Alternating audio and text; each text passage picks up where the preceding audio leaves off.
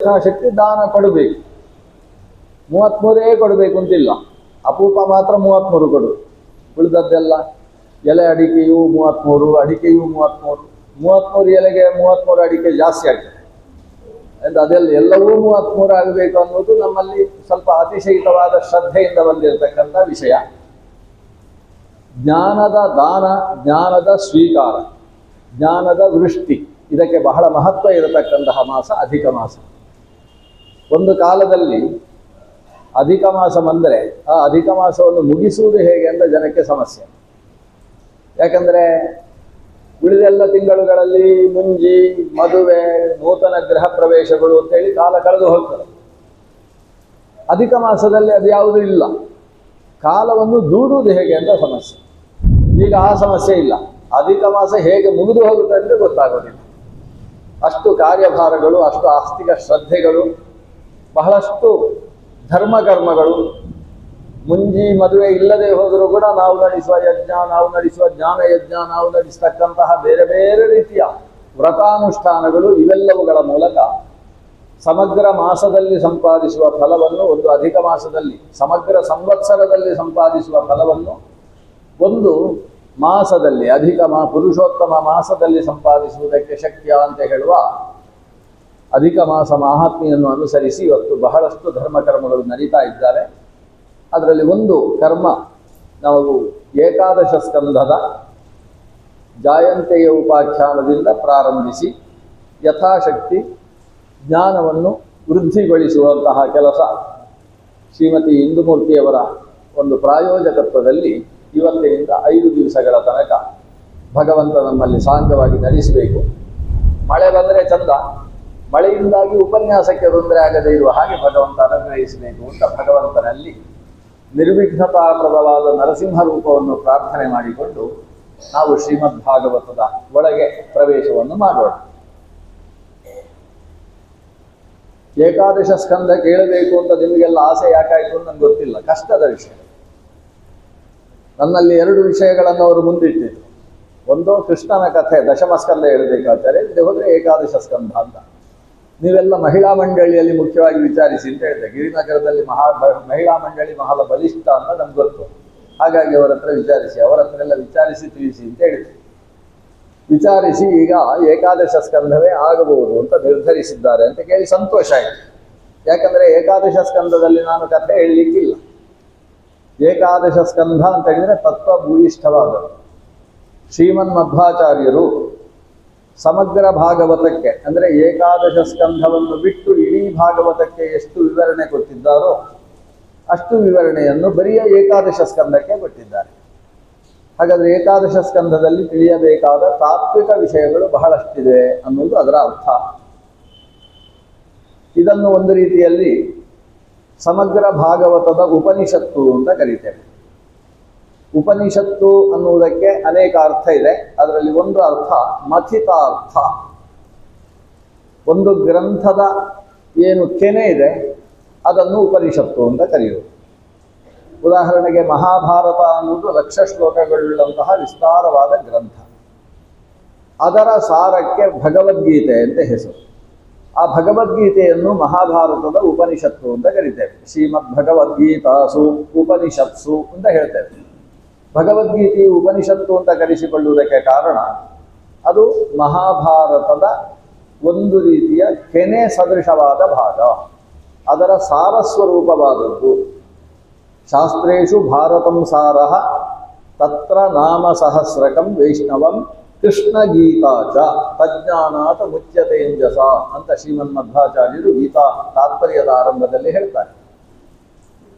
ಸಮಗ್ರ ಭಾರತದ ಉಪನಿಷತ್ತು ಅಂತ ಗೀತೆಯನ್ನು ಕರೆಯುವುದು ಅದರ ಸಾರ ಎಂಬ ಅರ್ಥದಲ್ಲಿ. ಹಾಗೆ ಭಾಗವತದಲ್ಲಿ 2 ಭಾಗಗಳನ್ನು ಉಪನಿಷತ್ತು ಅಂತ ಕರೀತಾರೆ. ಒಂದು 3ನೆಯ ಸ್ಕಂದದಲ್ಲಿ ಬರತಕ್ಕಂತಹ ಕಪಿಲ ಗೀತೆಯ ಉಪದೇಶದ ಭಾಗ, ಅದನ್ನು ಕಪಿಲೋಪನಿಷತ್ತು ಅಂತ ಕರೆಯುವ ಕ್ರಮ ಇದೆ.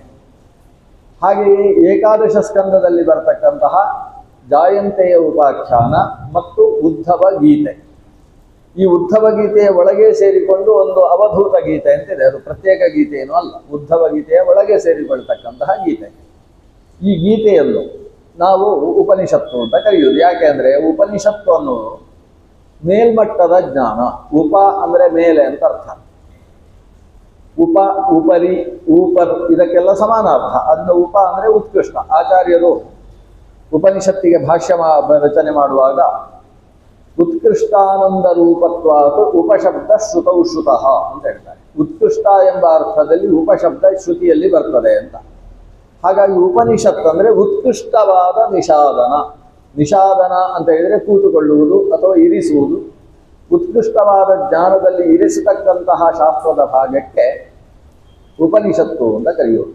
ಹಾಗಾಗಿ ಶ್ರೀಮದ್ಭಾಗವತದ ಉಪನಿಷತ್ತು, ಈ ಜಾಯಂತೆಯ ಉಪಾಖ್ಯಾನ ಮತ್ತು ಉದ್ಧವಗೀತೆ ಅಂತ ಹೇಳಿದರೆ ಇದು ಉತ್ಕೃಷ್ಟವಾದ ಜ್ಞಾನವನ್ನು ಕೊಡತಕ್ಕಂಥದ್ದು. ಕೆಲವು ಉಪನಿಷತ್ತುಗಳನ್ನು ಎಲ್ಲರೂ ಓದುವ ಹಾಗಿಲ್ಲ. ಉಪನಿಷತ್ತುಗಳನ್ನು ಅಧ್ಯಯನ ಮಾಡುವುದಕ್ಕೆ ಉಪನಯನವೆಂಬಂತಹ ಸಂಸ್ಕಾರದ ಅವಶ್ಯಕತೆ ಇದೆ. ಆದರೆ ಪುರಾಣೋಪನಿಷತ್ತುಗಳೇನಿದ್ದಾವೆ, ಗೀತೋಪನಿಷತ್ತು ಅಥವಾ ಪುರಾಣದಲ್ಲಿ ಬರತಕ್ಕಂತಹ ಉಪನಿಷತ್ತುಗಳು, ಅವುಗಳು ಸರ್ವಗ್ರಾಹ್ಯವಾದವು. ವೇದದ ಅಧಿಕಾರ ಇಲ್ಲದೇ ಇದ್ದವರೂ ಕೂಡ ವೇದದ ಅರ್ಥವನ್ನು ತಾವು ತಮ್ಮ ತಲೆಯಲ್ಲಿ ತುಂಬಿಸಿಕೊಂಡು ವೇದೋಕ್ತವಾದಂತಹ ಉಪಾಸನೆಗಳನ್ನು ನಡೆಸುವುದಕ್ಕಿರತಕ್ಕಂತಹ ಭಾಗ ವೇದವ್ಯಾಸರು ಕೊಟ್ಟಂತಹ ಜಾಯಂತೆಯ ಉಪಾಖ್ಯಾನ ಮೊದಲಾದಂತಹ ವಿಧಾನಗಳು. ಅದನ್ನು ಇವತ್ತು ಯಥಾಶಕ್ತಿ ಪ್ರಾರಂಭ ಮಾಡೋಣ. ಯಥಾಶಕ್ತಿ ದೇವರು ನಡೆಸಿಕೊಡ್ತಾನೆ. ಇದಕ್ಕೆ ಸ್ವಲ್ಪ ಪೀಠಿಕೆ. ಋಷಭ ಅನ್ನೋದು ಭಗವಂತನ ಒಂದು ಅವತಾರ ರೂಪ. ನಾಭಿ ಎಂಬ ರಾಜನಲ್ಲಿ ಭಗವಂತ ಮೇರುದೇವಿಯ ಮಗನಾಗಿ ಋಷಭ ಎಂಬ ರೂಪದಿಂದ ಅವತರಿಸಿದ. ಋಷಭ ಅವತರಿಸುವುದಕ್ಕೆ ಒಂದು ಕಾರಣ ಇತ್ತು. ದೇವರೇ ಇಳಿದು ಬರುವುದಕ್ಕೆ ಕಾರಣ ಏನು ಅಂತ ಹೇಳಿದರೆ, ಋಷಭನ ತಂದೆಯಾದ ನಾಭಿರಾಜ ತನ್ನ ಪತ್ನಿಯಾದ ಮೇರುದೇವಿಯ ಜೊತೆಗೆ ದೊಡ್ಡ ಯಜ್ಞವನ್ನು ಹಮ್ಮಿಕೊಳ್ತಾನೆ. ಯಜ್ಞದಲ್ಲಿ ಭಗವತ್ ತತ್ವದರ್ಶಿಗಳಾದ ಋಷಿಗಳು ಋತ್ವಿಕ್ಗಳಾಗಿ ಕೆಲಸ ಮಾಡ್ತಾರೆ. ಯಜ್ಞದಲ್ಲಿ ಪೂರ್ಣಾಹುತಿ ಆಗ್ತದೆ. ಪೂರ್ಣಾಹುತಿ ಆದ ಮೇಲೆ ಯಜಮಾನ ಮತ್ತು ಋತ್ವಿಕಗಳೆಲ್ಲ ಎದ್ದು ನಿಂತು ಉಪಸ್ಥಾನ ಅಂತ ಒಂದು ವಿಧಾನ ಇರುತ್ತದೆ. ಉಪಸ್ಥಾನ ಅಂದರೆ ನಿಂತುಕೊಂಡು ದೇವರನ್ನು ಸ್ತುತಿಸೋದು. ನಿಂತುಕೊಂಡು ಎರಡೂ ಕೈಗಳನ್ನು ಶಿರದ ಮೇಲೆ ಇಟ್ಟುಕೊಂಡು ಮೂರ್ಧನ್ಯೇಶೋಂಜಲಿ, ಅಂಜಲಿ ಅಂದರೆ ಎರಡೂ ಕೈಗಳನ್ನು ಜೋಡಿಸಿ ತಲೆಗೆ ತಾಗಿಸುವುದು, ಕರಶಿರ ಸಂಯೋಗ ಅಂತ ಕರೀತಾರೆ.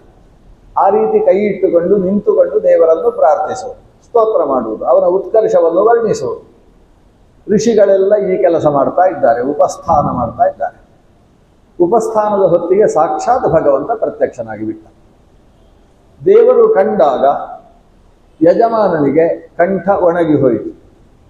ಋಷಿಗಳು ದೇವರು ಕಂಡಾಗಲೂ ತಮ್ಮ ದೇವರ ಸ್ತೋತ್ರವನ್ನು ಮುಂದುವರಿಸಿದರು. ಅಂತಹ ಶಕ್ತಿಯುಳ್ಳಂತಹ ಋಷಿಗಳು ಮೈ ರೋಮಾಂಚನಗೊಂಡಿದೆ, ಮಾತು ತೆವಳ್ತಾ ಇದೆ, ಗದ್ಗದ ಕಂಠರಾಗಿದ್ದಾರೆ.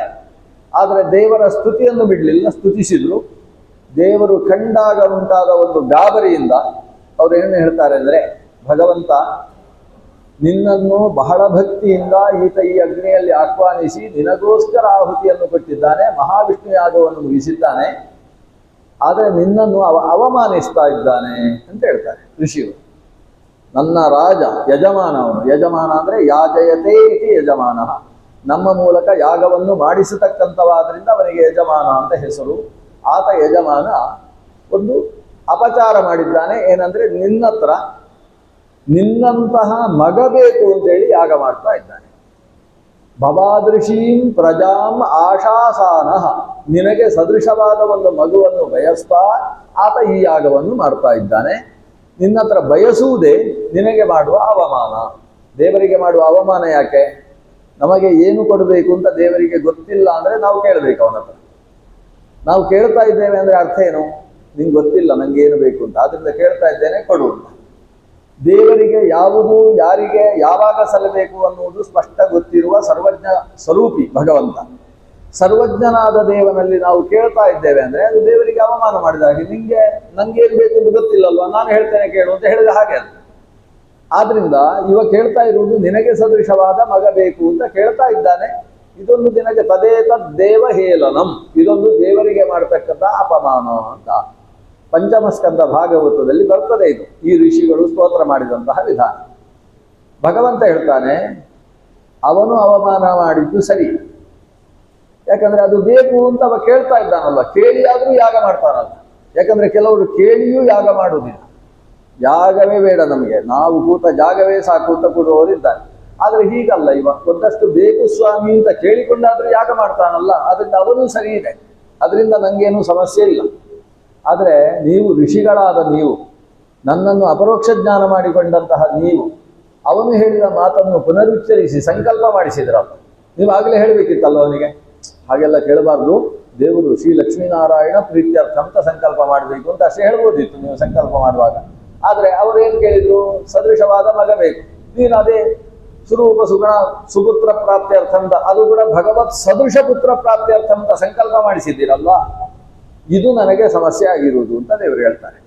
ಅವನು ಕೇಳಿದ್ದು ದೊಡ್ಡ ಸಮಸ್ಯೆ ಅಲ್ಲ, ನೀವೆಲ್ಲ ತಿಳಿದವರು ಸೇರಿ ಭಗವತ್ ಸದೃಶನಾದ ಮಗ ಇವನಿಗೆ ಆಗಬೇಕು ಅಂತ ನಾವು ಯಾಗ ಮಾಡ್ತೇವೆ ಅಂತ ಹೇಳಿ ಯಾಗ ಮಾಡಿದಿರಲ್ಲ, ಸಂಕಲ್ಪ ಮಾಡಿದಿರಲ್ಲ, ಇದು ಸಮಸ್ಯೆ. ಯಾಕೆ ಸಮಸ್ಯೆ ಅಂದರೆ, ನಾನು ಅವನು ಕೇಳಿದ ಅಂತ ಹೇಳಿದರೆ ಕೊಡದೇ ಇರಬಹುದು, ಆದರೆ ನೀವು ಕೇಳಿದ ಮೇಲೆ ಕೊಡದೇ ಇರಲಿಕ್ಕೆ ಆಗುವುದಿಲ್ಲ. ಯಾಕಂದರೆ ಅವನು ಕ್ಷತ್ರಿಯ, ನೀವು ಬ್ರಹ್ಮಜ್ಞರು, ಬ್ರಾಹ್ಮಣರು, ಅಂದರೆ ವೇದವನ್ನು ಬಾಯಿಯಲ್ಲಿ ಇಟ್ಟುಕೊಂಡಿರತಕ್ಕಂಥವರು. ಬ್ರಹ್ಮ ಅಂದರೆ ವೇದ, ವೇದವನ್ನು ಮನಸ್ಸಿನಲ್ಲೂ ಕಂಠದಲ್ಲೂ ಇಟ್ಟುಕೊಂಡಿರುವವರಿಗೆ ಬ್ರಹ್ಮಜ್ಞರು, ಬ್ರಾಹ್ಮಣರು ಅಂತ ಹೆಸರು. ಅಂತಹ ಬ್ರಾಹ್ಮಣರಾದ ನೀವು ಅವರ ಭಗವಂತನೇ ಹೇಳುವ ಮಾತು, ದೇವತೆಗಳ ಮಾತು ಬೇಕಾದರೂ ಸುಳ್ಳಾಗ್ಬೋದು, ಬ್ರಾಹ್ಮಣರ ಮಾತು ಸುಳ್ಳಾಗುವುದಿಲ್ಲ ಅಂತ ಹೇಳ್ತಾರೆ. ಬ್ರಹ್ಮವಾದೋ ನಮೃಷಾ ಭವಿತು ಮರ್ಹತಿ ಮಮೈವ ಹಿ ಮುಖಂ ಯದ್ವಿಜ ದೇವಕುಲಂ.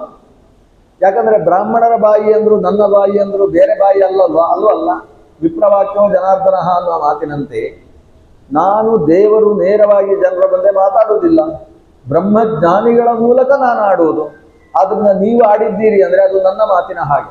ನಿಮ್ಮ ಮಾತು ಸುಳ್ಳಾಯಿತು ಅಂತ ಹೇಳಿದ್ರೆ ದೇವವಾಕ್ಯ ಸುಳ್ಳಾಯಿತು ಅಂತ ಅರ್ಥ. ಆದ್ರಿಂದ ನಿಮ್ಮ ಮಾತನ್ನು ಬಿಟ್ಟುಕೊಡುವ ಹಾಗಿಲ್ಲ, ಅದು ಸಮಸ್ಯೆ ಆಗ್ತಾ ಇರುವುದು. ಸಮಸ್ಯೆ ಯಾಕೆ ಅಂತ ಹೇಳಿದ್ರೆ, ನನಗೆ ಸದೃಶನಾದ ಮಗ ಬೇಕು ಅಂತ ಕೇಳಿದ್ರಲ್ವ, ಅಲ್ಲಿರುವುದು ಸಮಸ್ಯೆ.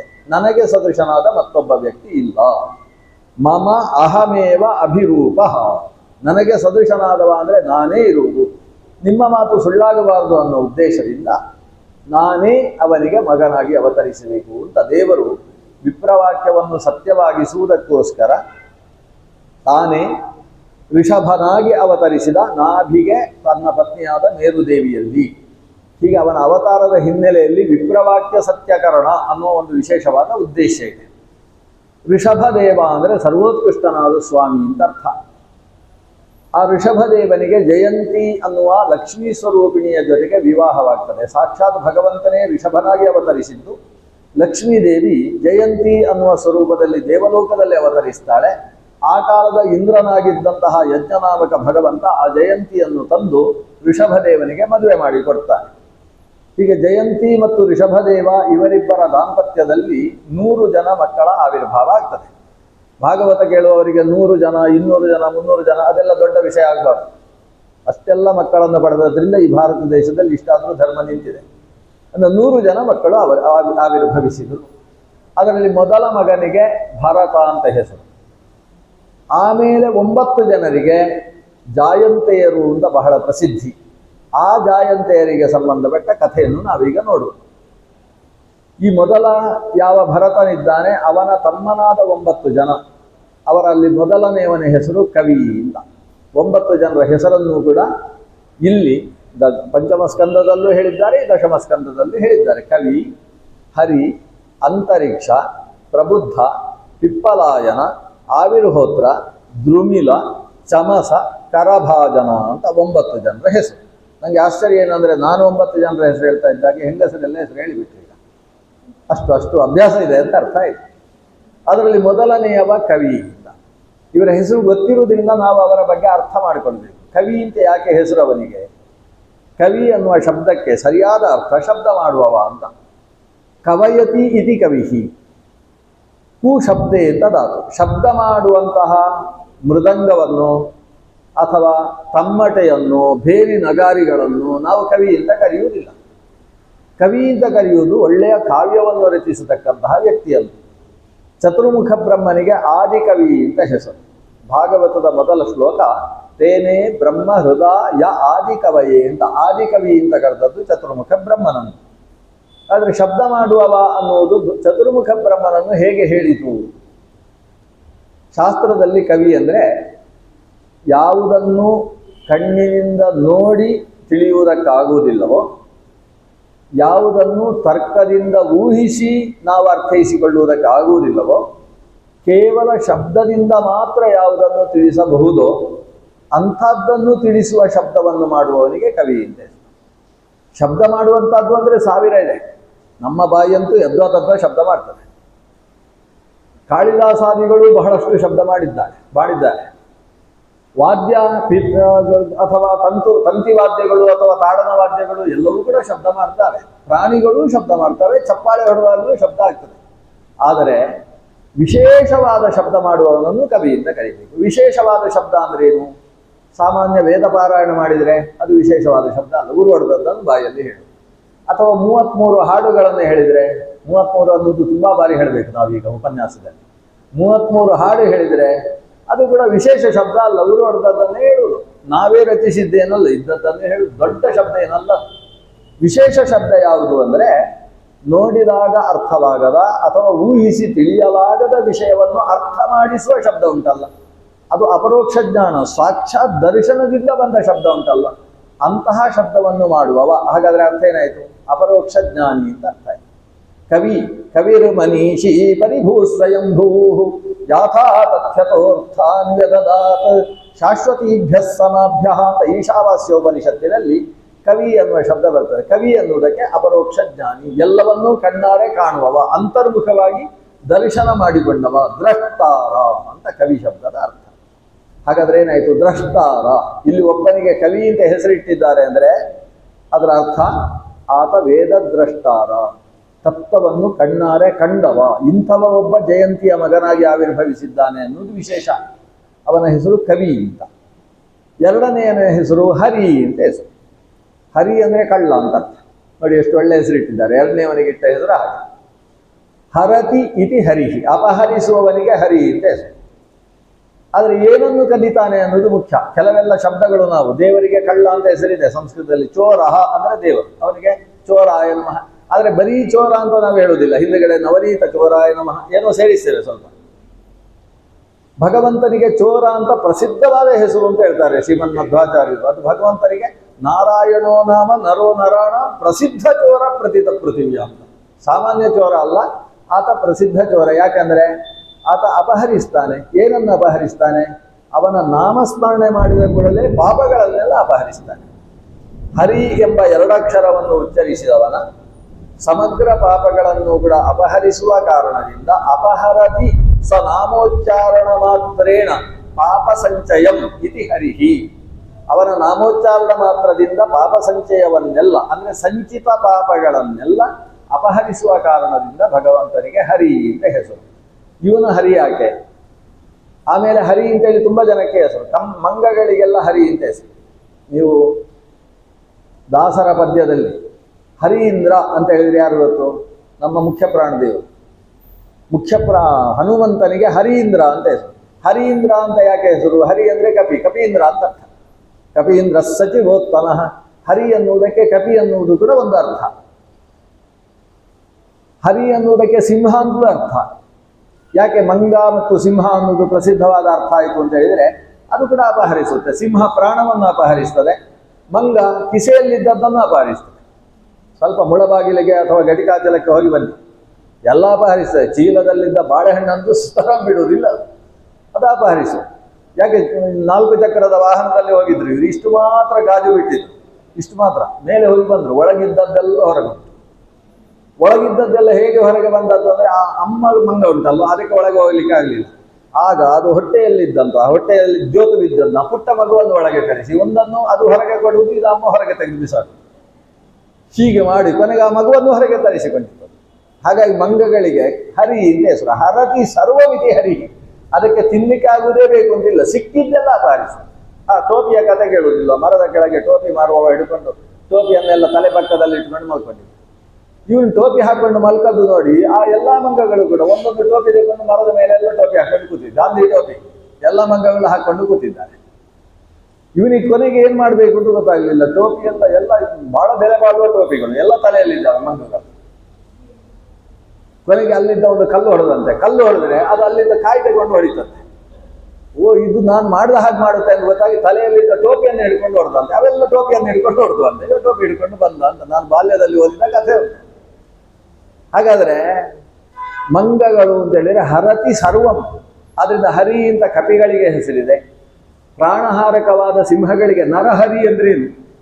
ನರಹರಿಯೇ ಕೂಗಿದರೂ ಧ್ವನಿ ಕೇಳಲಿಲ್ಲವೇ ನರಹರಿ. ನರಹರಿಯೂ ಹಾಗೆ ಕೂಗುವುದು ಅಂತ ಅರ್ಥ ಅಲ್ಲ ಅದಕ್ಕೆ. ನರಹರಿ ಅಂತ ಹೇಳಿದ್ರೇನು? ನರಸಿಂಹ. ಹರಿ ಅನ್ನುವುದಕ್ಕೆ ಸಿಂಹ ಅನ್ನುವುದು ಕೂಡ ಒಂದು ಅರ್ಥ.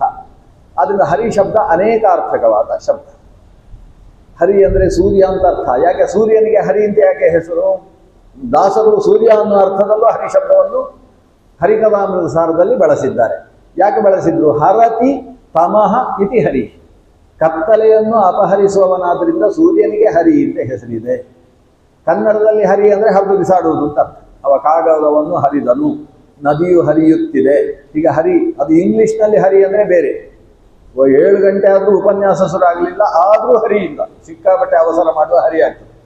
ಸಂಸ್ಕೃತದ ಹರಿ ಅಪಹರಿಸುವವ ಅನ್ನೋದರಲ್ಲಿ ಅಜ್ಞಾನವನ್ನು ಅಪಹರಿಸುವ ಜ್ಞಾನಿ ಅನ್ನೋ ಅರ್ಥವೂ ಇದೆ. ಹರಿಹಿ ಜ್ಞಾನಿ. ಯಾಕೆ ಹರಿ ಶಬ್ದಕ್ಕೆ ಜ್ಞಾನಿ ಅಂತ ಅರ್ಥ? ಹರತಿ ಅಜ್ಞಾನಂ ಇದು ಹರಿ. ಅವನು 4 ಮಾತು ಆಡಿದ ಅಂದರೆ ನಮ್ಮ ಅಜ್ಞಾನ ಹೋಗುತ್ತೆ. ಅದರಿಂದ ಸುಜ್ಞಾನಿಗೆ ಹರಿ ಅಂತ ಹೆಸರು. ಹಾಗಾದ್ರೆ ಕವಿ ಅನ್ನುವುದಕ್ಕೂ ಹರಿ ಅನ್ನುವುದಕ್ಕೂ ಅರ್ಥ ಬೇರೆ ಇಲ್ಲ. ಕವಿ ಅಂದ್ರೆ ಅಂಥ ಶಬ್ದ ಮಾಡ್ತಾನೆ ಯಾವುದು? ಪರತತ್ವದ ಬಗ್ಗೆ. ಹರಿ ಅಂತ ಹೇಳಿದ್ರೆ ದೇವರ ಬಗ್ಗೆ ತಿಳಿಸಿಕೊಟ್ಟು ನಮಗೆ ಪರತತ್ವದ ಬಗ್ಗೆ ಇರುವ ಅಜ್ಞಾನವನ್ನು ಹರಿದು ಬಿಸಾಡ್ತಾನೆ. ಅದು ಹರಿದು ಬಿಸಾಡುವವನಾದ್ರಿಂದ ಅವನಿಗೆ ಹರಿ ಅಂತ ಹೆಸರು. ಮೂರನೆಯವ ಅವನು ಕೂಡ ಕವಿ ಹರಿ ಅನ್ನೋದ್ರೇ ಅರ್ಥ ಅಂತರಿಕ್ಷ ಅಂತ. ನೋಡಿ, ನಾವು ಯಾರಿಗೂ ಈ ಹೆಸರು ಇಡುವುದಿಲ್ಲ. ಹರಿ ಅಂತ ಇಟ್ಟರು ಅದರ ಹಿಂದೆ ಶ್ರೀಹರಿ. ನಮಗೆ ಬರೀ ಹರಿ ಅಂತ ಹೆಸರು ಇಡ್ಲಿಕ್ಕೆ ಹೆದರಿಕೆ ಇಲ್ಲ. ಹರಿಪ್ರಸಾದ ಅಂತ ಹೆಸರು. ಹರಿ ಅಂದರೆ ಮಂಡ ಅಂತ ಯಾರಾದರೂ ಹೇಳಿದರೆ ಅಂತ ಅದಕ್ಕೆ ಶ್ರೀಹರಿ ಇಲ್ಲ, ಹರಿಪ್ರಸಾದ ಇಲ್ಲ, ಹರಿದಾಸ ಏನಾದರೂ ಸೇರಿಸಿಯೇ ನಾವು ಹರಿ, ಬರೀ ಹರಿ ಅನ್ನೋ ಹೆಸರು ಇಡ್ತಾ ಇಲ್ಲ. ಇವರು ಹರಿ ಅಂತ ಎರಡನೇವನಿಗೆ ಹೆಸರು.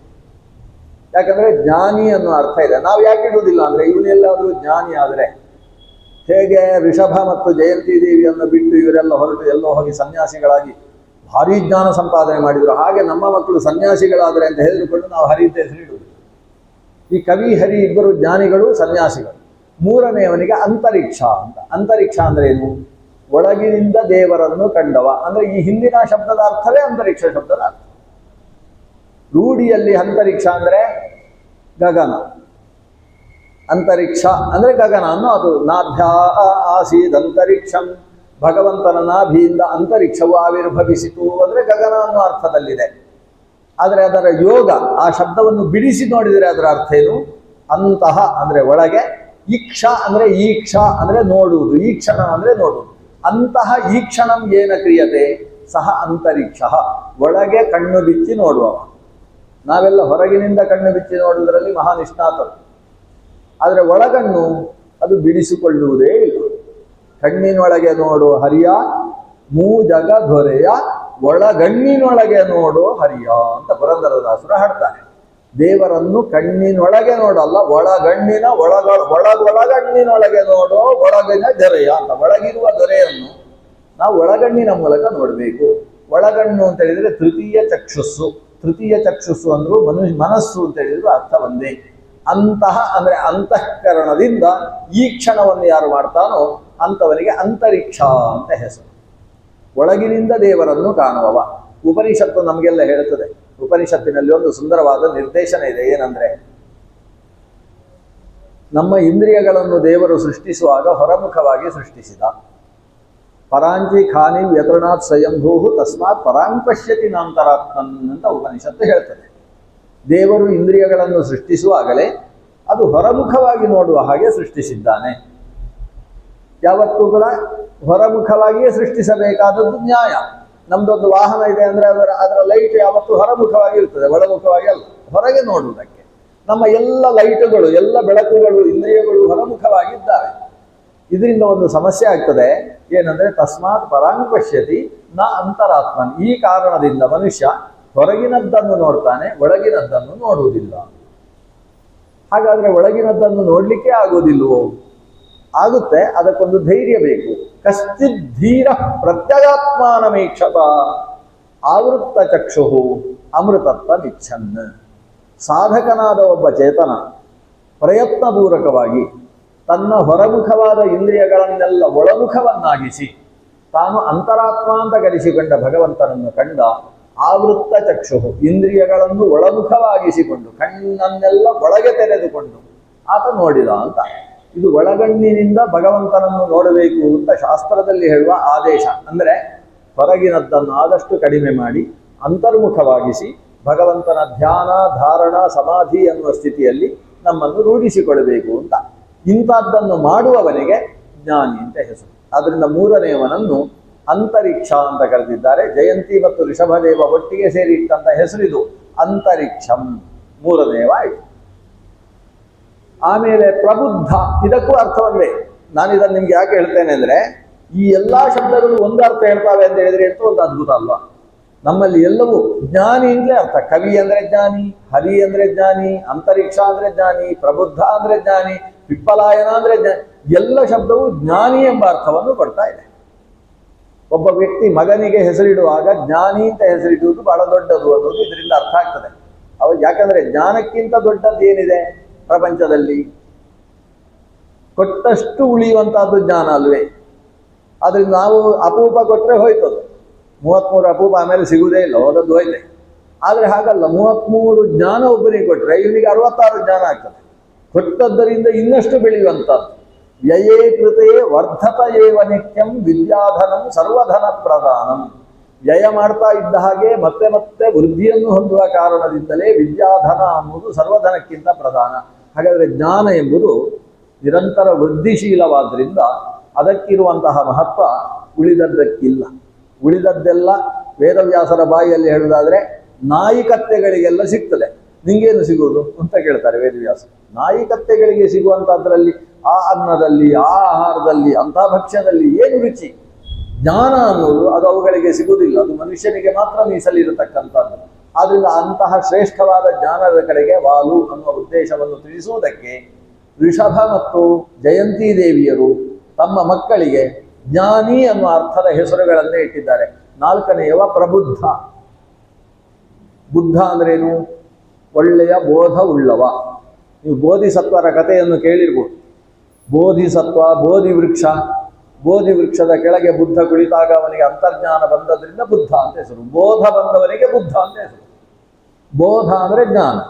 ಪ್ರಬುದ್ಧ, ಪ್ರಬೋಧ ಬಂದವರಿಗೆ ಪ್ರಬುದ್ಧರು ಅಂತ ಹೆಸರು.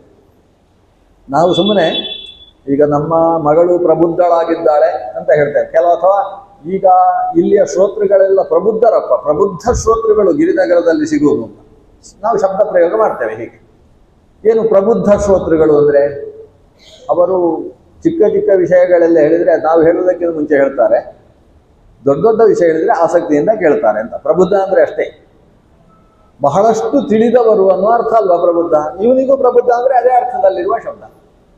ಇನ್ನೊಂದು ಅರ್ಥ ಇದೆ, ಪ್ರಬುದ್ಧ ಅಂದರೆ ನಿದ್ದೆ ಮಾಡದೇ ಇರುವವರು ಅಂತ. ಇದೊಂದು ಸುಂದರವಾದ ಅರ್ಥ. ಪ್ರಬೋಧ, ಬೆಳಗ್ಗೆ ಎಬ್ಬಿಸುವುದಕ್ಕೆ, ಓಹೋ ತಮ್ಮ ಪ್ರಬೋಧಯ, ನಿದ್ದೆ ಮಾಡ್ತಾ ಇದ್ದಾನೆ, ಏನು ಮಾಡಬೇಕು? ಪ್ರಬೋಧಯ, ಎಬ್ಬಿಸು ಅಂತ. ಪ್ರಬೋಧ ಅಂದರೆ ಏಳುವುದು. ಭಗವಾನ್ ಶ್ರೀರಾಮ ಪ್ರಾತಃ ಪ್ರಾತಃ ಕಾಲಾತ್ ಪ್ರಾಗೇವ ಪ್ರಬುದ್ಧ. ಅವನು ಪ್ರಾತಃ ಕಾಲಕ್ಕಿಂತ ಮೊದಲೇ ಪ್ರಬುದ್ಧನಾದ ಅಂದರೆ ಎದ್ದ ಅಂತ ಅರ್ಥ. ಬೆಳಗ್ಗೆ ನಿದ್ದೆಯಿಂದ ಏಳುವುದಕ್ಕೆ ಪ್ರಬೋಧ ಅಂತ ಹೆಸರು.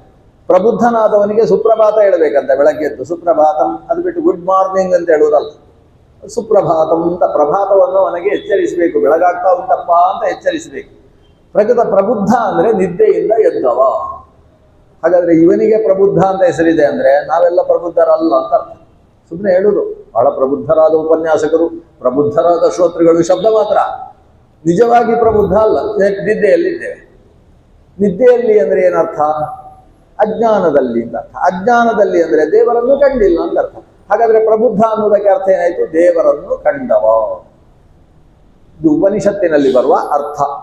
ಪ್ರಬುದ್ಧ, ಯಾರು ದೇವರನ್ನು ಕಂಡನೋ ಅವನಿಗೆ ಸಿದ್ಧಂತೆ ಸರ್ವ ಸಂಶಯ, ಎಲ್ಲ ಸಂಶಯಗಳು ನುಚ್ಚು ನೂರಾಗಿ ಹೋಗ್ತವೆ. ಅಷ್ಟೇ ಅಲ್ಲ, ಆತನಿಗೆ ಪ್ರತಿಭಾಷ್ಯಂತಿ ಶಾಸ್ತ್ರಾಣಿ, ಎಲ್ಲ ಶಾಸ್ತ್ರಗಳು ಕೂಡ ಅವನ ತಲೆಯಲ್ಲಿ ಇದು ಇಷ್ಟೇ ಅಂತ ಗೊತ್ತಾಗಿಬಿಡ್ತದೆ. ಅದರ ಸಮಗ್ರ ಸಾರ ಅವನಿಗೆ ಅರ್ಥ ಆಗಿಬಿಡ್ತದೆ. ಈ ನಿಟ್ಟಿನಿಂದ ಇವನಿಗೆ ಪ್ರಬುದ್ಧ ಅಂತ ಹೆಸರು. ಅಂದರೆ ನಿದ್ದೆಯಿಂದ ಎದ್ದವ ಅಂತ ಅರ್ಥ. ನಿದ್ದೆ ಅಂತ ಹೇಳಿದರೆ ಸಂಸಾರದ ಅಜ್ಞಾನ ಕೂಪದಲ್ಲಿ ಬಿದ್ದವ, ಅದರಿಂದ ಎದ್ದವ ಅಂತ ಹೇಳಿದ್ರೆ ಭಗವಂತನನ್ನು ಅಪರೋಕ್ಷೀಕರಿಸಿಕೊಂಡವ. ಅದನ್ನ ಪ್ರಬುದ್ಧ ಅಂದರೂ ಕೂಡ ಅಪರೋಕ್ಷ ಜ್ಞಾನಿ ಅಂತಲೇ ಅರ್ಥ. ಕವಿ ಹರಿ ಅಂತರಿಕ್ಷ ಪ್ರಬುದ್ಧ. ಇನ್ನೊಬ್ಬನ ಹೆಸರು ಬಹಳ ಮುಖ್ಯ, ಪಿಪ್ಪಲಾಯನ ಅಂತ ಅವನೇ ಹೆಸರು. ಪಿಪ್ಪಲಾಯನ ಶಾಕಟಾಯನ ಅಲ್ಲ, ಪಿಪ್ಪಲಾಯನ. ಇವರೆಲ್ಲ ಪ್ರಸಿದ್ಧ ಋಷಿಗಳು. ಬೇರೆಯವರು ಕೂಡ ಇದೇ ಹೆಸರಿನಲ್ಲಿ ಆಮೇಲೆ ಬರ್ತಾರೆ, ಅನೇಕ ಋಷಿಗಳಿದ್ದಾರೆ. ಪಿಪ್ಪಲಾಯನ ಅಂತ ಹೇಳಿ ಇವರೊಬ್ಬರೇ ಅಲ್ಲ, ಬೇರೆ ಋಷಿಗಳು ಪಿಪ್ಪಲಾಯನ ಅಂತಿದ್ದಾರೆ. ಆದರೆ ಈ ನವಜಾಯಂತೆಯರಲ್ಲಿ 5ನೇಯವನಿಗೆ ಪಿಪ್ಪಲಾಯನ ಅಂತ ಹೆಸರು. ಕನ್ನಡದಲ್ಲಿ ಇದಕ್ಕೆ ಅರ್ಥ ಹೇಳುವುದಾದರೆ ಅಶ್ವತ್ಥದ ಅಡಿಯಲ್ಲಿ ಮಲಗಿದವ ಅಂತ ಅರ್ಥ. ಅಶ್ವತ್ಥ ಮರದ ಅಡಿಯಲ್ಲಿ ಇರುವವ ಅಂತ ಅರ್ಥ. ಯಾಕಂದ್ರೆ ಪಿಪ್ಪಲ ಅಂದ್ರೆ ಅಶ್ವತ್ಥದ ಮರ, ಅಯನ ಅಂದ್ರೆ ಆಶ್ರಯ. ಪಿಪ್ಪಲವೇ ಯಾರಿಗೆ ಆಶ್ರಯವೋ ಅವನು ಪಿಪ್ಪಲಾಯನ ಅಂತ ಅವನಿಗೆ ಹೆಸರು. ಅಶ್ವತ್ಥದ ಮರದ ಅಡಿಯಲ್ಲಿ ಆಶ್ರಯ ಪಡೆದಿರತಕ್ಕಂಥವ. ನಾವೆಲ್ಲ ಏನು, ನಾವು ಗೃಹಾಯನರು. ಗೃಹಾಯನ ಅಂದ್ರೆ ಮನೆಯನ್ನು ಆಶ್ರಯವನ್ನಾಗಿ ಇಟ್ಟುಕೊಂಡಿರ್ತಕ್ಕಂಥವ್ರು. ಇನ್ನು ಕೆಲವರು ಅವರು ವನಾಯನ. ವನಾಯನ ಅಂತ ಹೇಳಿದ್ರೆ ಕಾಡೇ ಅವರಿಗೆ ಮನೆ. ಯಾರಿಗೆ? ಇನ್ನು ಕೆಲವರು ಶಾಖಾಯನ. ಶಾಖಾಯನ ಅಂದ್ರೆ ಮಂಗಗಳು. ಮಂಗಗಳು ಶಾಖಾಯನ ಯಾಕೆ? ಅವರಿಗೆ ಗೆಲ್ಲೇ ಅವರಿಗೆ ಮನೆ, ಶಾಖೆಯೇ ಯಾರಿಗೆ ಮನೆಯು ಅವರಿಗೆ ಶಾಖಾಯನರು ಅಂತ ಹೆಸರು. ಹೀಗೆ ಶಾಖಾಯನ, ಶಾಕಟಾಯನ ಅಂದ್ರೆ ಬಂಡಿಯನ್ನೇ ಮನೆ ಮಾಡಿಕೊಂಡಿದ್ದ ಒಬ್ಬ. ಅವನಿಗೆ ಮನೆ ಕಟ್ಟಿಕೊಳ್ಳಿಲ್ಲ, ಅವ ಬಂಡಿ. ಮಳೆ ಬಂದಾಗ ಬಂಡಿಯ ಅಡಿಯಲ್ಲಿ ಮಲ್ಕೊಳ್ಳುವುದು, ಬೇಸಿಗೆಗಾಲ ಇದ್ದಾಗ ಬಂಡಿಯ ಮೇಲಿನ ಆಚ್ಛಾದನೆಯನ್ನು ಹಾಕೊಳ್ಳುವುದು. ಬಂಡಿಯಲ್ಲೇ ವಾಸ ಮಾಡ್ತಾ ಇದ್ದಂತಹ ವ್ಯಕ್ತಿ ಅವನಿಗೆ ಶಾಕಟಾಯನ ಅಂತ ಹೆಸರು. ಹಾಗೆ ಇಲ್ಲಿ ಪಿಪ್ಪಲಾಯನ ಅಂತ ಹೇಳಿದರೆ ಪಿಪ್ಪಲ ವೃಕ್ಷವನ್ನು ಆಶ್ರಯವನ್ನಾಗಿ ಮಾಡಿಕೊಂಡವ ಅಂತ ಅರ್ಥ. ಪಿಪ್ಪಲ ವೃಕ್ಷ ಅನ್ನುವುದಕ್ಕೆ ಅನೇಕ ಅಭಿಪ್ರಾಯ ಇದೆ. ಭಗವಂತನನ್ನು ನಾವು ಪಿಪ್ಪಲ ಅಂತ ಕರಿತೇವೆ. ನೋಡಿ, ಮೊದಲ ಅರ್ಥದಲ್ಲಿ ಪಿಪ್ಪಲ ಯಾವುದು ಗೊತ್ತೋ? ನಮ್ಮ ಸಂಸಾರ. ಸಂಸಾರವೂ ಒಂದು ಥರದ ಪಿಪ್ಪಲ, ಒಂದು ಥರದ ಅಶ್ವತ್ಥ. ಸಂಸಾರವನ್ನು ಅಶ್ವತ್ಥ ಅಂತ ಯಾಕೆ ಕರೆಯುವುದು? ಸಂಸಾರ ಇವತ್ತಿದ್ದ ಹಾಗೆ ನಾಳೆ ಇರುವುದಿಲ್ಲ, ಅದಕ್ಕೋಸ್ಕರ ಅದನ್ನು ಅಶ್ವತ್ಥ ಅಂತ ಕರೆಯುವುದು. ಅದ್ಯ ವಿದ್ಯಮಾನವತ್ ಶ್ವಃ ನ ತಿಷ್ಠತಿ ಇದು ಅಶ್ವತ್ಥ. ನಮ್ಮಲ್ಲಿ ತುಂಬ ಸುಂದರವಾದ 2 ಶಬ್ದ ಇದೆ, ಅದ್ಯ, ಶ್ವಃ, ಹ್ಯಃ ಅಂತ 3 ಶಬ್ದ ಇದೆ. ಅದ್ಯ ಅಂದರೆ ಇವತ್ತು ಅಂತ ಅರ್ಥ, ಹ್ಯಃ ಅಂದರೆ ನಿನ್ನೆ ಅಂತ ಅರ್ಥ, ಶ್ವಃ ಅಂದರೆ ನಾಳೆ ಅಂತ ಅರ್ಥ. ನಾವು ಈ ಶಬ್ದ ಎಲ್ಲ ಮರ್ತಾಗಿದೆ, ಈಗೆಲ್ಲ ಟುಮಾರೋ, ಟುಡೇ, ಎಸ್ಟರ್ಡೇ ಈ ಶಬ್ದಗಳೇ ಬಂದೋಗಿದೆ. ಕನ್ನಡದಲ್ಲಿ ಒಬ್ಬ ವಿದ್ಯಾರ್ಥಿ 7ನೇ ತರಗತಿ ಓದಿದವನಿಗೆ ಡೇ ಆಫ್ಟರ್ ಟುಮಾರೋ ಅಂತ ಹೇಳಿದ್ರೆ ಏನು ಕನ್ನಡದಲ್ಲಿ ಹೇಳು ಅಂದರೆ ಹೇಳಿಕ್ಕೆ ಬರುವುದೇ ಇಲ್ಲ. ಅವನು ಏನು ಮಾಡಿದ್ರು ತಿಪ್ಪರ್ಲಾಗ ಹಾಕಿದ್ರು ಬರೋದು. ಅವನು ನಿನ್ನೆ ಗೊತ್ತು, ಅವನಿಗೆ ಮೊನ್ನೆ ಗೊತ್ತೇ ಇಲ್ಲ. ಆ ಪರಿಸ್ಥಿತಿಯಲ್ಲಿದೆ ಕನ್ನಡ. ಅಂದರೆ ನಮ್ಮ ಸಂಸ್ಕೃತದಲ್ಲಿ ಹ್ಯಃ ಅಂದರೆ ನಿನ್ನೆ, ಶ್ವಃ ಅಂದರೆ ನಾಳೆ ಅಂತ ಅರ್ಥ. ಶ್ವಃ, ಶ್ವ ಅಂದರೆ ನಾಯಿ ಅಂತ ಅರ್ಥ. ನೋಡಿ, ನಾಳೆ ಬೇರೆ ನಾಯಿ ಬೇರೆ. ಶ್ವ ಅಂತ ದೀರ್ಘ ಹೇಳಿದುಕೊಳ್ಳೆ, ಶ್ವ ಅಂದರೆ ನಾಯಿ, ಶುನಕ ಅಂತ ಕರಿತೇವೆ. ಶ್ವಃ ಅಂದರೆ ನಾಳೆ. ಈ ಶ್ವಃ ಅನ್ನೋದಕ್ಕೆ ಇನ್ನೊಂದು ಅರ್ಥ ಇದೆ, ಶ್ರೇಯಸಂ ಶಿವಂ ಭದ್ರಂ ಕಲ್ಯಾಣಂ ಮಂಗಲಂ ಶುಭಂ. ಶ್ವಃ ಅಂದರೆ ಮಂಗಲ, ಕಲ್ಯಾಣ, ಇದು ಕೂಡ ಶ್ವಃ ಅನ್ನೋದರ ಅರ್ಥ. ಹಾಗಾದ್ರೆ ನಾಳೆ ಅನ್ನುವ ಅರ್ಥದಲ್ಲಿರುವ ಶ್ವಃ ಅನ್ನುವುದಕ್ಕೆ ಮಂಗಳ ಅನ್ನೋದು ಮತ್ತೊಂದು ಅರ್ಥ ಇದೆ. ಶ್ವಃ ತಿಷ್ಠತಿ ಅಂದರೆ ಮಂಗಳದಿಂದ ನಿಲ್ತಾನೆ, ಮಂಗಳ ಸ್ವರೂಪಿಯಾಗಿ ಇರ್ತದೆ, ಅದು ಶ್ವತ್ಥ. ಶ್ವತ್ಥ ಅಂದರೆ ಮಂಗಳ ಸ್ವರೂಪದಿಂದ ನಿಲ್ಲುವಂಥದ್ದು ಅಥವಾ ನಾಳೆ ಇರುವಂಥದ್ದು. ಅದಕ್ಕೊಂದು ನನ್ಯ ಹಾಕುವ, ಹಾಗಲ್ಲ ಅಂತ ಹೇಳುವ. ಜ್ಞಾನ ಅಲ್ಲ ಅಂತ ಹೇಳಬೇಕಾದ್ರೆ ಏನು ಬಿಡಬೇಕು? ಅಜ್ಞಾನ ಅಂತ ಹೇಳಬೇಕಲ್ವ? ಹಾಗೆ ಶ್ವತ್ಥ ಅಲ್ಲ ಅಂತ ಹೇಳುವುದಕ್ಕೆ ಏನನ್ಬೇಕು? ಅಶ್ವತ್ಥ ಅಂತ ಹೇಳಬೇಕು. ಅಶ್ವತ್ಥ ಅಂದರೆ ಶ್ವಃ ತಿಷ್ಠತಿ ಇತಿ ನ, ನಾಳೆ ಇರ್ತದೆ ಅಂತ ತೀರ್ಮಾನ ಇಲ್ಲ, ಅದು ಅಶ್ವತ್ಥ. ಅಥವಾ ಶ್ವಃ ಅಂದರೆ ಮಂಗಳ, ಶ್ವತ್ಥ ಅಂದರೆ ಮಂಗಳಕರವಾಗಿ ಇರುವಂತಹದ್ದು, ಅಶ್ವತ್ಥ ಅಂದರೆ ಮಂಗಳಕರವಾಗಿ ಇರುವಂತಹದ್ದು ಅಲ್ಲ.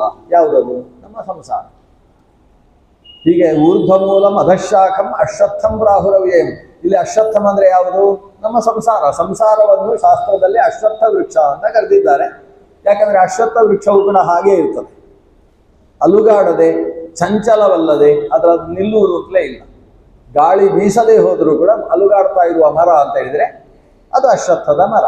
ಅದರ ಎಲೆಯಲ್ಲಿ ಒಂದು ಬಾಲ ಇರ್ತದೆ, ಆ ಎಲೆಯ ಬಾಲವಾದರೂ ಅಲುಗಾಡ್ತಾ ಇದೆ. ಸುಮ್ಮನೆ ಇರುವುದು ಅನ್ನೋದು ಅಶ್ವತ್ಥ ವೃಕ್ಷಕ್ಕೆ ಗೊತ್ತೇ ಇದೆ. ಆದ್ದರಿಂದ ಅಶ್ವತ್ಥ ವೃಕ್ಷಕ್ಕೆ ಮತ್ತೊಂದು ಹೆಸರಿದೆ, ಅಶ್ವತ್ಥಿಷ್ಠತೀತಿ ಅಶ್ವತ್ಥ. ಹೇಗೆ ಕುದುರೆ, ಅಶ್ವ ಅಂದ್ರೆ ಕುದುರೆ, ಕುದುರೆ ಹೇಗೆ ಸುಮ್ಮನೆ ನಿಲ್ಲುವುದು ಅಂತಿಲ್ಲ, ಬಾಲ ಅಲುಗಾಡಿಸಿಕೊಂಡು ನಿದ್ದೆ ಮಾಡುವಾಗಲೂ ಕೂಡ ನಿಂತುಕೊಂಡೇ ನಿದ್ದೆ ಮಾಡ್ತದೆ. ನಿಂತುಕೊಂಡು ಬಾಲ ಅಲುಗಾಡಿಸಿಕೊಂಡು ಕಿವಿ ಪಟಪಟ ಅಂತ ಶಬ್ದ ಮಾಡಿಕೊಂಡು ನಿದ್ದೆ ಮಾಡುವ ಏಕೈಕ ಪ್ರಾಣಿ ಅಂತ ಹೇಳಿದ್ರೆ ಕುದುರೆ. ಆ ಕುದುರೆಯ ಹಾಗೆ ಸುಮ್ಮನೆ ನಿಲ್ಲುವಂತಹದ್ದಲ್ಲ ಅನ್ನುವ ಕಾರಣದಿಂದ ಆ ವೃಕ್ಷಕ್ಕೆ ಅಶ್ವವತ್ ತಿಷ್ಠತಿ ಇದು ಅಶ್ವತ್ಥ. ಕುದುರೆಯ ಹಾಗೆ ನಿಲ್ಲುವಂತಹದ್ದು ಅನ್ನುವ ಅರ್ಥದಲ್ಲೂ ಅಶ್ವತ್ಥ ಅಂತ ಕರೀತಾರೆ. ಈ ಅಶ್ವತ್ಥ ಮತ್ತು ಪಿಪ್ಪಲ ಎರಡು ಒಂದೇ, ಆದರೆ ಸ್ವಲ್ಪ ವ್ಯತ್ಯಾಸ. ಅಶ್ವತ್ಥದಲ್ಲಿ ಸರಿಯಾಗಿ ಕಾಯಿ ಆಗೋದಿಲ್ಲ, ಅದರಲ್ಲಿ ಮೊಗ್ಗು ಬರ್ತದೆ, ಮೊಗ್ಗು ಸ್ವಲ್ಪ ದೊಡ್ಡದಾಗ್ತದೆ, ಪಟ್ ಅಂತ ಬಿದ್ರು ಹೋಗ್ತದೆ, ಅದು ಮೊಗ್ಗು ಅರಳುವುದಿಲ್ಲ. ಆದರೆ ಪಿಪ್ಪಲದಲ್ಲಿ ಒಂದು ಪುಟ್ಟ ಕಾಯಿ ಆಗ್ತದೆ, ಅದು ಕಾಯಿ. ಆ ಕಾಯಿಯನ್ನು ಗಿಳಿಗಳೆಲ್ಲ ತಿಂತವೆ, ಹಕ್ಕಿಗಳಿಗೆ ಇಷ್ಟವಾದ ಕಾಯಿಯನ್ನು, ಅದಕ್ಕೆ ಪಿಪ್ಪಲ ಫಲ ಅಂತ ಕರೀತಾರೆ. ಅಶ್ವತ್ಥದ ಜಾತಿ, ಅಶ್ವತ್ಥದಲ್ಲಿ ಕೆಲವು ಜಾತಿಗಳಿದ್ದಾವೆ, ಬೇರೆ ಬೇರೆ ಥರದ ಅಶ್ವತ್ಥ. ಅದರಲ್ಲಿ ಪಿಪ್ಪಲ ಅನ್ನುವುದು ಅಶ್ವತ್ಥಕ್ಕೆ ಸಂಬಂಧಪಟ್ಟಂತಹ ಒಂದು ಜಾತಿ. ಈಗ ಅಶ್ವತ್ಥ ಸಂಸಾರವಾದರೆ ಪಿಪ್ಪಲ ಸಂಸಾರ ಅಲ್ಲ, ಅದು ಭಗವಂತ. ಪಿಪ್ಪಲ ಅಂತ ಹೇಳಿದರೆ ಭಗವಂತ, ಅಶ್ವತ್ಥ ಅಂತ ಹೇಳಿದರೆ ಸಂಸಾರ. ಅಶ್ವತ್ಥಕ್ಕೆ ಸದೃಶವಾದ ಅಶ್ವತ್ಥದಂತಹ ಒಂದು ವೃಕ್ಷ. ಇದರಿಂದ ಏನು ಗೊತ್ತಾಯಿತು? ಅಶ್ವತ್ಥ ಸಂಸಾರ, ಸಂಸಾರ ಅಂದರೆ ಜೀವ, ಈ ಕಡೆ ಭಗವಂತ ಪಿಪ್ಪಲ. ಹಾಗಾದರೆ ಜೀವನಿಗೂ ಭಗವಂತನಿಗೂ ಸಾದೃಶ್ಯ ಇದೆ ಅನ್ನುವುದನ್ನು ಸೂಚನೆ ಮಾಡುವುದಕ್ಕೆ ಭಗವಂತನನ್ನು ಪಿಪ್ಪಲ ಅನ್ನೋ ಶಬ್ದದಿಂದ ಕರೆಯುವುದು. ಅಶ್ವತ್ಥದಂತೆ ಇರುವವ. ಅಶ್ವತ್ಥ ಅಂದರೆ ಸಂಸಾರಿಯಾದ ಜೀವ, ಪಿಪ್ಪಲ ಅಂತ ಹೇಳಿದರೆ ಆ ಸಂಸಾರಿಯಾದ ಜೀವನ ಹಾಗೇ ಇರುವವ. ಹಾಗಾದರೆ ಭಗವಂತನಿಗೂ ಜೀವನಿಗೂ ಒಂದು ಸಾದೃಶ್ಯ ಇದೆ. ಅದನ್ನೇ ಪರಮಂ ಸಾಮ್ಯಮುಪೈತಿ ಅನ್ನುವ ಉಪನಿಷತ್ತು ಹೇಳುತ್ತೆ. ಏನು ಜೀವನಿಗೂ ಭಗವಂತನಿಗೂ ಸಾದೃಶ್ಯ ಏನು? ಜೀವನೂ ಜ್ಞಾನಾನಂದ ಸ್ವರೂಪಿಯಾಗಿದ್ದಾನೆ, ಭಗವಂತನೂ ಜ್ಞಾನಾನಂದ ಸ್ವರೂಪಿಯಾಗಿದ್ದಾನೆ. ಜೀವನು ತೇಜಸ್ಸು, ಭಗವಂತನು ಪರಂ ತೇಜಸ್ಸು ಅಥವಾ ಪರಂಜ್ಯೋತಿ. ಜೀವನು ಹೇಗೆ ಜ್ಯೋತಿಯೋ ಭಗವಂತನೂ ಪರಂಜ್ಯೋತಿಯಾಗಿದ್ದಾನೆ. ಜೀವನು ಹೇಗೆ ಜ್ಞಾನಸ್ವರೂಪನು, ಭಗವಂತನು ಕೂಡ ಜ್ಞಾನಸ್ವರೂಪನಾಗಿದ್ದಾನೆ. ಈ ಸಾದೃಶ್ಯ ಏನಿದೆ, ಜ್ಞಾನಾನಂದ ರೂಪತೆ ಮತ್ತು ಜ್ಯೋತಿಸ್ವರೂಪತೆ ಅನ್ನುವ ಸಾದೃಶ್ಯದ ಕಾರಣದಿಂದ ಜೀವನನ್ನು ಪರಮ ಸಾಮ್ಯವುಳ್ಳವ ಪರಮಾತ್ಮ ಅಂತ ಕರಿತೇವೆ. ಆದ್ರಿಂದಲೇ ದ್ವಾ ಸುಪರ್ಣವು ಸಯುಜವು ಸಖಾಯವು ಸಮಾನಂ ವೃಕ್ಷಂ ಪರಿಷಸ್ವ ಜಾತೆ. ಎರಡು ಪಕ್ಷಿಗಳು, ವೇ ಬ್ರಹ್ಮಣಿ ವೇದಿತವ್ಯೇ, ಜೀವನೆಂಬಂತಹ ಅಪರಬ್ರಹ್ಮ, ಪರಬ್ರಹ್ಮ ಅನಿಸಿದ ಭಗವಂತ, ಇವೆರಡೂ ಕೂಡ ಸಮಾನ ವೃಕ್ಷದಲ್ಲಿರತಕ್ಕಂತಹ ಪರಸ್ಪರ ಗೆಳೆಯರಾದ ಸಮಾನ ರೂಪವುಳ್ಳಂತಹ ಪಕ್ಷಿಗಳು ಅಂತ ಉಪನಿಷತ್ತು ಉಪದೇಶ ಉಲ್ಲೇಖ ಮಾಡ್ತದೆ. ಹಾಗಾಗಿ ಜೀವನಿಗೂ ಪರಮಾತ್ಮನಿಗೂ ಸಾದೃಶ್ಯ ಇದೆ. ಆ ನಿಟ್ಟಿನಿಂದ ಸಂಸಾರಿಯನ್ನು ಅಶ್ವತ್ಥ ಅಂತ ಕರೆದರೆ, ಸಂಸಾರವಿಲ್ಲದ ನಿತ್ಯ ಮುಕ್ತನಾದಂತಹ ಸಂಸಾರಿಗೆ ಪರಮಮೋಕ್ಷವನ್ನು ಈಯತಕ್ಕಂತಹ ಭಗವಂತನನ್ನು ಪಿಪ್ಪಲ ಅಂತ ಕರೆದಿದ್ದಾರೆ. ಇನ್ನೊಂದು ಫಲ ಅಂದರೆ ಪಿಪ್ಪಲ, ಇದೊಂದು ವಿಶಿಷ್ಟವಾದ ಶಬ್ದ. ಫಲ ಅನ್ನುವುದು ಒಂದು ಪರಿಮಾಣವನ್ನು ಹೇಳುವ ಶಬ್ದ. ಅದು ಕೂಡ ಕೇವಲ ಬಂಗಾರವನ್ನು ಅಳತೆ ಮಾಡುವುದಕ್ಕೆ ಫಲ ಪರಿಮಾಣವನ್ನು ಬಳಸ್ತಾರೆ, ಬಂಗಾರದ ಅಳತೆಗೆ ಬಳಸುವುದು. ಆಮೇಲೆ ಮತ್ತೆ ಉಳಿದದ್ದಕ್ಕೆ ನಾವು ಬಳಸಲಿಕ್ಕೆ ಶುರು ಮಾಡಿದೆ. ಗೋಮೂತ್ರೈಕ ಬಲಂ ದದ್ಯಾತ್, ಗೋಮೂತ್ರಾರ್ಧಂತು ಗೋಮಯಂ ಪಂಚಗವ್ಯ ಮಾಡಬೇಕಾದ್ರೆ ನೀನು ಒಂದು ಫಲದಷ್ಟು ಗೋಮೂತ್ರ ಹಾಕಿದರೆ ಅದರ ಅರ್ಧದಷ್ಟೇ ಗೋಮಯ ಹಾಕಬೇಕು. ಗೋಮೂತ್ರ ಒಂದು ಫಲದಷ್ಟು ಹಾಕಿದರೆ ಹಾಲನ್ನು 7 ಫಲದಷ್ಟು ಹಾಕಬೇಕು. ದದಿಯನ್ನು 3 ಫಲದಷ್ಟು ಹಾಕಬೇಕು. ದದಿ ತ್ರಿಫಲ ಮುಚ್ಚತೆ. ಹೀಗೆಲ್ಲ ಒಂದು ಲೆಕ್ಕಾಚಾರಕ್ಕೆ ಫಲ ಶಬ್ದದ ಬಳಕೆ ಇದೆ. ಆದರೆ ವಸ್ತುತಃ ಫಲ ಅನ್ನುವುದು ಬಂಗಾರದ ಲೆಕ್ಕಾಚಾರದಲ್ಲಿ ಇರತಕ್ಕಂಥದ್ದು, ಒಂದು ತೊಲೆ ಅನ್ನುವ ಅರ್ಥದಲ್ಲಿ ಇರುವಂಥದ್ದು. ಪಿಪ್ಪಲ ಅಂದರೆ ಸಿಕ್ಕಾಬಟ್ಟೆ ತೊಲೆ ಅಂತ ಅರ್ಥ. ಆ ಫಲ ಅನ್ನುವುದಕ್ಕೆ ಒಂದು ದ್ವಿತ್ವ ಬಂದು ಗಟ್ಟಿಯಾಗುವುದು ಯಾವಾಗ ಅಂತ ಹೇಳಿದ್ರೆ ಸಿಕ್ಕಾಬಟ್ಟೆ, ಭೃಷಾರ್ಥೆ, ಯಂಗ್ ಭೃಷಾರ್ಥ, ಸಿಕ್ಕಾಬಟ್ಟೆ ಅನ್ನೋ ಅರ್ಥದಲ್ಲಿ ಪಿಪ್ಪಲ ಶಬ್ದದ ನಿಷ್ಪತ್ತಿ ಆಗ್ತದೆ. ಸಿಕ್ಕಾಬಟ್ಟೆ ಭಾರವುಳ್ಳದ್ದು ಪಿಪ್ಪಲ ಅಂತ ಕರೆಸಿಕೊಳ್ತದೆ. ನಾವೆಲ್ಲ ಭಾರವೇ, ಬದುಕಿರುವಾಗಲೂ ಭಾರ, ಕೊನೆಗೂ ಭಾರವೇ. ಅದರಿಂದ ಭಾರ ಅನ್ನೋದು ಎಲ್ಲರೂ ಭಾರ ಉಳ್ಳವರೇ. ಆದರೆ ಸಿಕ್ಕಾಬಟ್ಟೆ ಭಾರ ಯಾವುದು? ದೇವರಿಗೆ ಮಹತೋಭಾರ ಅಂತ. ನೀವು ದಕ್ಷಿಣ ಕನ್ನಡಕ್ಕೆಲ್ಲ ಬಂದರೆ ದೇವರ ದೇವಸ್ಥಾನದ ಮುಂದೆ ಮಹತೋಭಾರ ವಿಷ್ಣುಮೂರ್ತಿ ದೇವರು, ಇನ್ನು ಕೆಲವು ಕಡೆ ಮಹತೋಭಾರ ಶ್ರೀ ನಂಜುಂಡೇಶ್ವರ ದೇವರು, ಹೀಗೆಲ್ಲ ಇರ್ತದೆ. ಅದು ಮಹತೋಭಾರ ಅಂತ ನಂಜುಂಡೇಶ್ವರನಿಗೆ ಹಾಕೋದು ಯಾಕಂದರೆ ಇದು ಸಿಕ್ಕಾಬಟ್ಟೆ ಭಾರದ ದೇವರು ಅಂತ. ಸಿಕ್ಕಾಬಟ್ಟೆ ಭಾರ ಅಂದರೆ ಅರ್ಥ ಏನು? ಸರ್ವೋತ್ತಮ ಅಂತ ಅರ್ಥ. ಮಹತೋಭಾರ ಅಂತ ಯಾರ್ಯಾರಿಗೂ ಹಾಕುವುದಕ್ಕೆ ಅವರೇ ಸರ್ವೋತ್ತಮ ಅಂತ ಅಂದ್ಕೊಂಡು ಹಾಕುವುದು. ನಿಜವಾಗಿ ಮಹತೋಭಾರ ಅಂತ ಹೇಳಿದರೆ ಸರ್ವೋತ್ತಮ ಶಕ್ತಿಯಾದ ಭಗವಂತ. ಆದರೆ ಪಿಪ್ಪಲ ಎಂಬ ಶಬ್ದ ಸರ್ವೋತ್ತಮನಾದ ಭಗವಂತನನ್ನು ಹೇಳ್ತದೆ. ಪಿಪ್ಪಲಾಯನ ಅಂದರೆ ಅರ್ಥ ಏನಾಯಿತು? ಸರ್ವೋತ್ತಮನಾದ ಭಗವಂತನನ್ನು ಮಾತ್ರ ಆಶ್ರಯಿಸಿದವ ಅಂತ ಅರ್ಥ ಆಯಿತು. ದೇವರನ್ನು ಮಾತ್ರ ಆಶ್ರಯಿಸಿದವ. ಹಾಗಾದರೆ ನಾವೆಲ್ಲ ನಾವೆಲ್ಲ ಹಾಗಲ್ಲ. ಗಣಪತಿ ದೇವಸ್ಥಾನಕ್ಕೆ ಹೋದಾಗ ಶ್ರೀ ಮಹಾಗಣಪತಯೇ ನಮಃ, ತ್ವಮೇವ ಪ್ರತ್ಯಕ್ಷಂ ಬ್ರಹ್ಮಾಸಿ, ತ್ವಮೇವ ಸರ್ವಂ ತತ್ವಮಸಿ, ನೀನೇ ಹಾಗೆ, ನೀನೇ ಹೀಗೆ, ನೀನೇ ಇಂದ್ರ, ನೀನೇ ಚಂದ್ರ. ಗಣಪತಿಯ ದೇವರ ಹತ್ರ ಹೋದರೆ ನೀನಿಲ್ಲದೆ ಹೋದರೆ ಸ್ವಾಮಿ, ಆ ಧರ್ಮರಾಜನು ಯುದ್ಧ ಮಾಡುವಾಗ ವಿಜಯಿಯಾದದ್ದು ನಿನ್ನ ಪೂಜೆಯಿಂದ. ಆದಿಯೋಡು ಧರ್ಮರಾಜ ಪೂಜಿಸಿದ, ಆದರೆ ಇನ್ನೊಬ್ಬ ಅವನು ರಾವಣ ಪೂಜಿಸದೆ ಅಲ್ವಾ, ಇವ ಪೂಜಿಸಿದ, ಆದ್ದರಿಂದ ಸಾಧಿಸಿದ ರಾಜ್ಯ ಗಣನಾಥ. ಇವನು ಹಾಗಲ್ಲ, ರಾವಣ ಏನು ಮಾಡಿದ, ಮದದಿಂದ ನಿನ್ನ ಪೂಜಿಸದೆ ಸಂದರಣದಲ್ಲಿ ಗಣನಾಥ. ನೀನಿಲ್ಲದೆ ಹೋದರೆ ರಾವಣನಿಗೂ ಗತಿ ಇಲ್ಲ, ಆ ಕಡೆ ಯುಧಿಷ್ಠಿರನಿಗೂ ರಾಜ್ಯ ಸಿಗ್ತಿರ್ಲಿಲ್ಲ. ನೀನೇ ಸರ್ವತ್ರ. ಗಣಪತಿಯ ಮುಂದೆ ಅವರನ್ನೇ ಹಾಡಿಕೊಂಡಾಡುವುದು. ಯಾಕಂದ್ರೆ ನಮ್ಮ ಕೆಲಸದಲ್ಲಿ ನಿರ್ವಿಘ್ನಪ್ರದ ಆಗುವುದಕ್ಕೆ ಅವ ಬೇಕು, ನಮಗೆ ಇದು ಸ್ಥಿತಿ. ಅದೇ ರುದ್ರದೇವರ ಹತ್ರ ಹೋದ್ರೆ ಆ ರುದ್ರದೇವರದ್ದೇ ಆದ ಸ್ತೋತ್ರಗಳು ನಮ್ದು. ಸಹಸ್ರಾಣಿ ಸಹಸ್ರಶೋಯೇ ರುದ್ರ ಅರಿಭೂಮ್ಯ ಅಂತ ರುದ್ರನಲ್ಲಿ ಹೋದಾಗ ರುದ್ರನ ಶ್ರೇಯಸ್ಸನ್ನೇ, ಶ್ರೇಷ್ಠತೆಯನ್ನೇ ನಾವು ಹಾಡುವುದು. ಇದು ನಮ್ಮದು. ನಮಗೆ ನಾರಾಯಣನೊಬ್ಬನೇ ಆಶ್ರಯ ಅಲ್ಲ, ನಮಗೆ ಎಲ್ಲ ದೇವರು ಬೇಕು. ಗಣೇಶ ಭಾದ್ರಪದ ಚೌತಿ ಬಂತು ಅಂತಾದರೆ ಗಣಪತಿಯೇ ಬೇಕು. ತೃತೀಯ ಬಂದಾಗ ನಮಗೆ ಗೌರಿ ಬೇಕು. ಚತುರ್ದಶಿ ಬಂದಾಗ ಮಾತ್ರ ಅನಂತನ ಶೇಷನ ಹೆಡ ಎಲ್ಲ ಇಟ್ಟು ಅನಂತನ ಚತುರ್ದಶಿ ಮಾಡಬೇಕು. ನಮಗೆ ಎಲ್ಲ ದೇವತೆಗಳು ಬೇಕು. ಆದರೆ ಯಾರು ಅಪರೋಕ್ಷ ಜ್ಞಾನಿ ಇದ್ದಾನೆ, ಆ ಅಪರೋಕ್ಷ ಜ್ಞಾನಕ್ಕೆ ಉಳಿದ ದೇವರ ಅನುಗ್ರಹ ಬೇಕು. ಅಪರೋಕ್ಷ ಜ್ಞಾನ ಬಂದ ಮೇಲೆ ಆ ಎಲ್ಲ ದೇವರನ್ನು ಪ್ರತಿನಿತ್ಯ ಧ್ಯಾನ ಮಾಡಬೇಕಾದ ಅವಶ್ಯಕತೆ ಇಲ್ಲ. ಅವರು ತೋರಿದ ದಾರಿಯಲ್ಲಿ ದೇವರನ್ನು ಕಂಡಾಗಿದೆ, ದೇವರನ್ನು ಧ್ಯಾನ ಮಾಡ್ತಾ ಇವರೆಲ್ಲರನ್ನು ಗುರು ಅಂತ ಉಪಾಸನೆ ಮಾಡಿದರೆ ಆಯ್ತು. ಆದ್ರಿಂದಾಗಿ ಅಂಥವನು ಭಗವಂತನೊಬ್ಬನೇ ಆಶ್ರಯ. ಬೇಡಿದರೆ ಅವನನ್ನು ಬೇಡುವೆ, ಉಳಿದದೆಲ್ಲದಂಗೆ ಬರಲ್ಲ, ನಿಮ್ಗೆ ಚೆನ್ನಾಗಿ ಬರ್ತದೆ. ಬೇಡಿದರೆ ಅವನನ್ನು ಮಾತ್ರ ಬೇಡುವೆ, ಉಳಿದವರನ್ನು ಬೇಡಲಾರೆ ಅಂತುಂಟಲ್ಲ, ಆ ಸ್ಥಿತಿ ಯಾರಿಗೆ ಬರ್ತದೆ? ಅದು ಅಪರೋಕ್ಷ ಜ್ಞಾನಿಯಾದವನಿಗೆ ಬರುವಂತಹದ್ದು.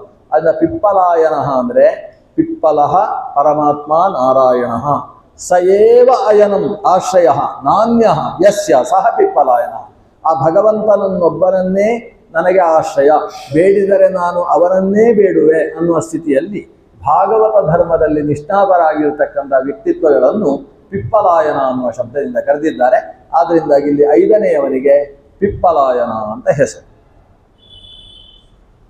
ಇನ್ನೊಂದು 5-6 ನಿಮಿಷಗಳು ಉಳಿದಿದ್ದಾವೆ. ಅಷ್ಟರಲ್ಲಿ ನಾವು ಹೆಸರು ಒಂದು ಸಲ ಇವತ್ತು ನೋಡಿಬಿಡುವ, ನಾಳೆ ತತ್ವ ಜಿಜ್ಞಾಸೆಗೆ ಪ್ರವೇಶ ಮಾಡುವ. 6ನೇಯವನಿಗೆ ಆವಿರ್ಹೋತ್ರ ಅಂತ ಹೆಸರು. ಇದರ ಅರ್ಥ ಭಾರಿ ಹೋಮ ಮಾಡ್ತಾ ಇದ್ದವ ಅಂತ ಒಂದು ಅರ್ಥ ಆಗ್ತದೆ. ಅವನು ಹೋಮದ ಬಗ್ಗೆ ಚೆನ್ನಾಗಿ ತಿಳ್ಕೊಂಡವನು ಕೂಡ ಹೌದು. ಹೋಮದ ಪ್ರಶ್ನೆ ಬಂದಾಗ ಆವಿರ್ಹೋತ್ರನೇ ಉತ್ತರ ಕೊಡ್ತಾನೆ. ಆವಿರ್ಹೋತ್ರವು ವಾಚ ಅಂತ ಮುಂದಕ್ಕೆ ಬರ್ತದೆ. ಹೋತ್ರ ಅಂದ್ರೆ ಅಗ್ನಿಯಲ್ಲಿ ಮಾಡುವ ಕರ್ಮ. ಆವಿಹಿ ಅಂದ್ರೆ ಪ್ರತ್ಯಕ್ಷ. ಆವಿರ್ಭವ, ಆವಿರಾಸೀತ್.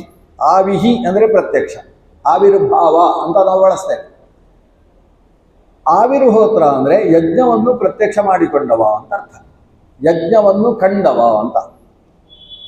ನಿಜವಾಗಿ ನಾವೆಲ್ಲ ಆವಿರ್ಹೋತ್ರರು. ಬಹಳಷ್ಟು ಯಜ್ಞಗಳನ್ನು ನೋಡಿದ್ದೇವೆ. ಯಾಗ ಮಾಡುವುದು ಶುರು ಮಾಡುವಲ್ಲಿಂದ ಮುಗಿಸುವಲ್ಲಿತನ ಕೂಡ ನಮ್ಮದೇ ಕಾರ್ಯಭಾರ ಅಲ್ಲಿ ನಡೀತಾ ಇರ್ತದೆ.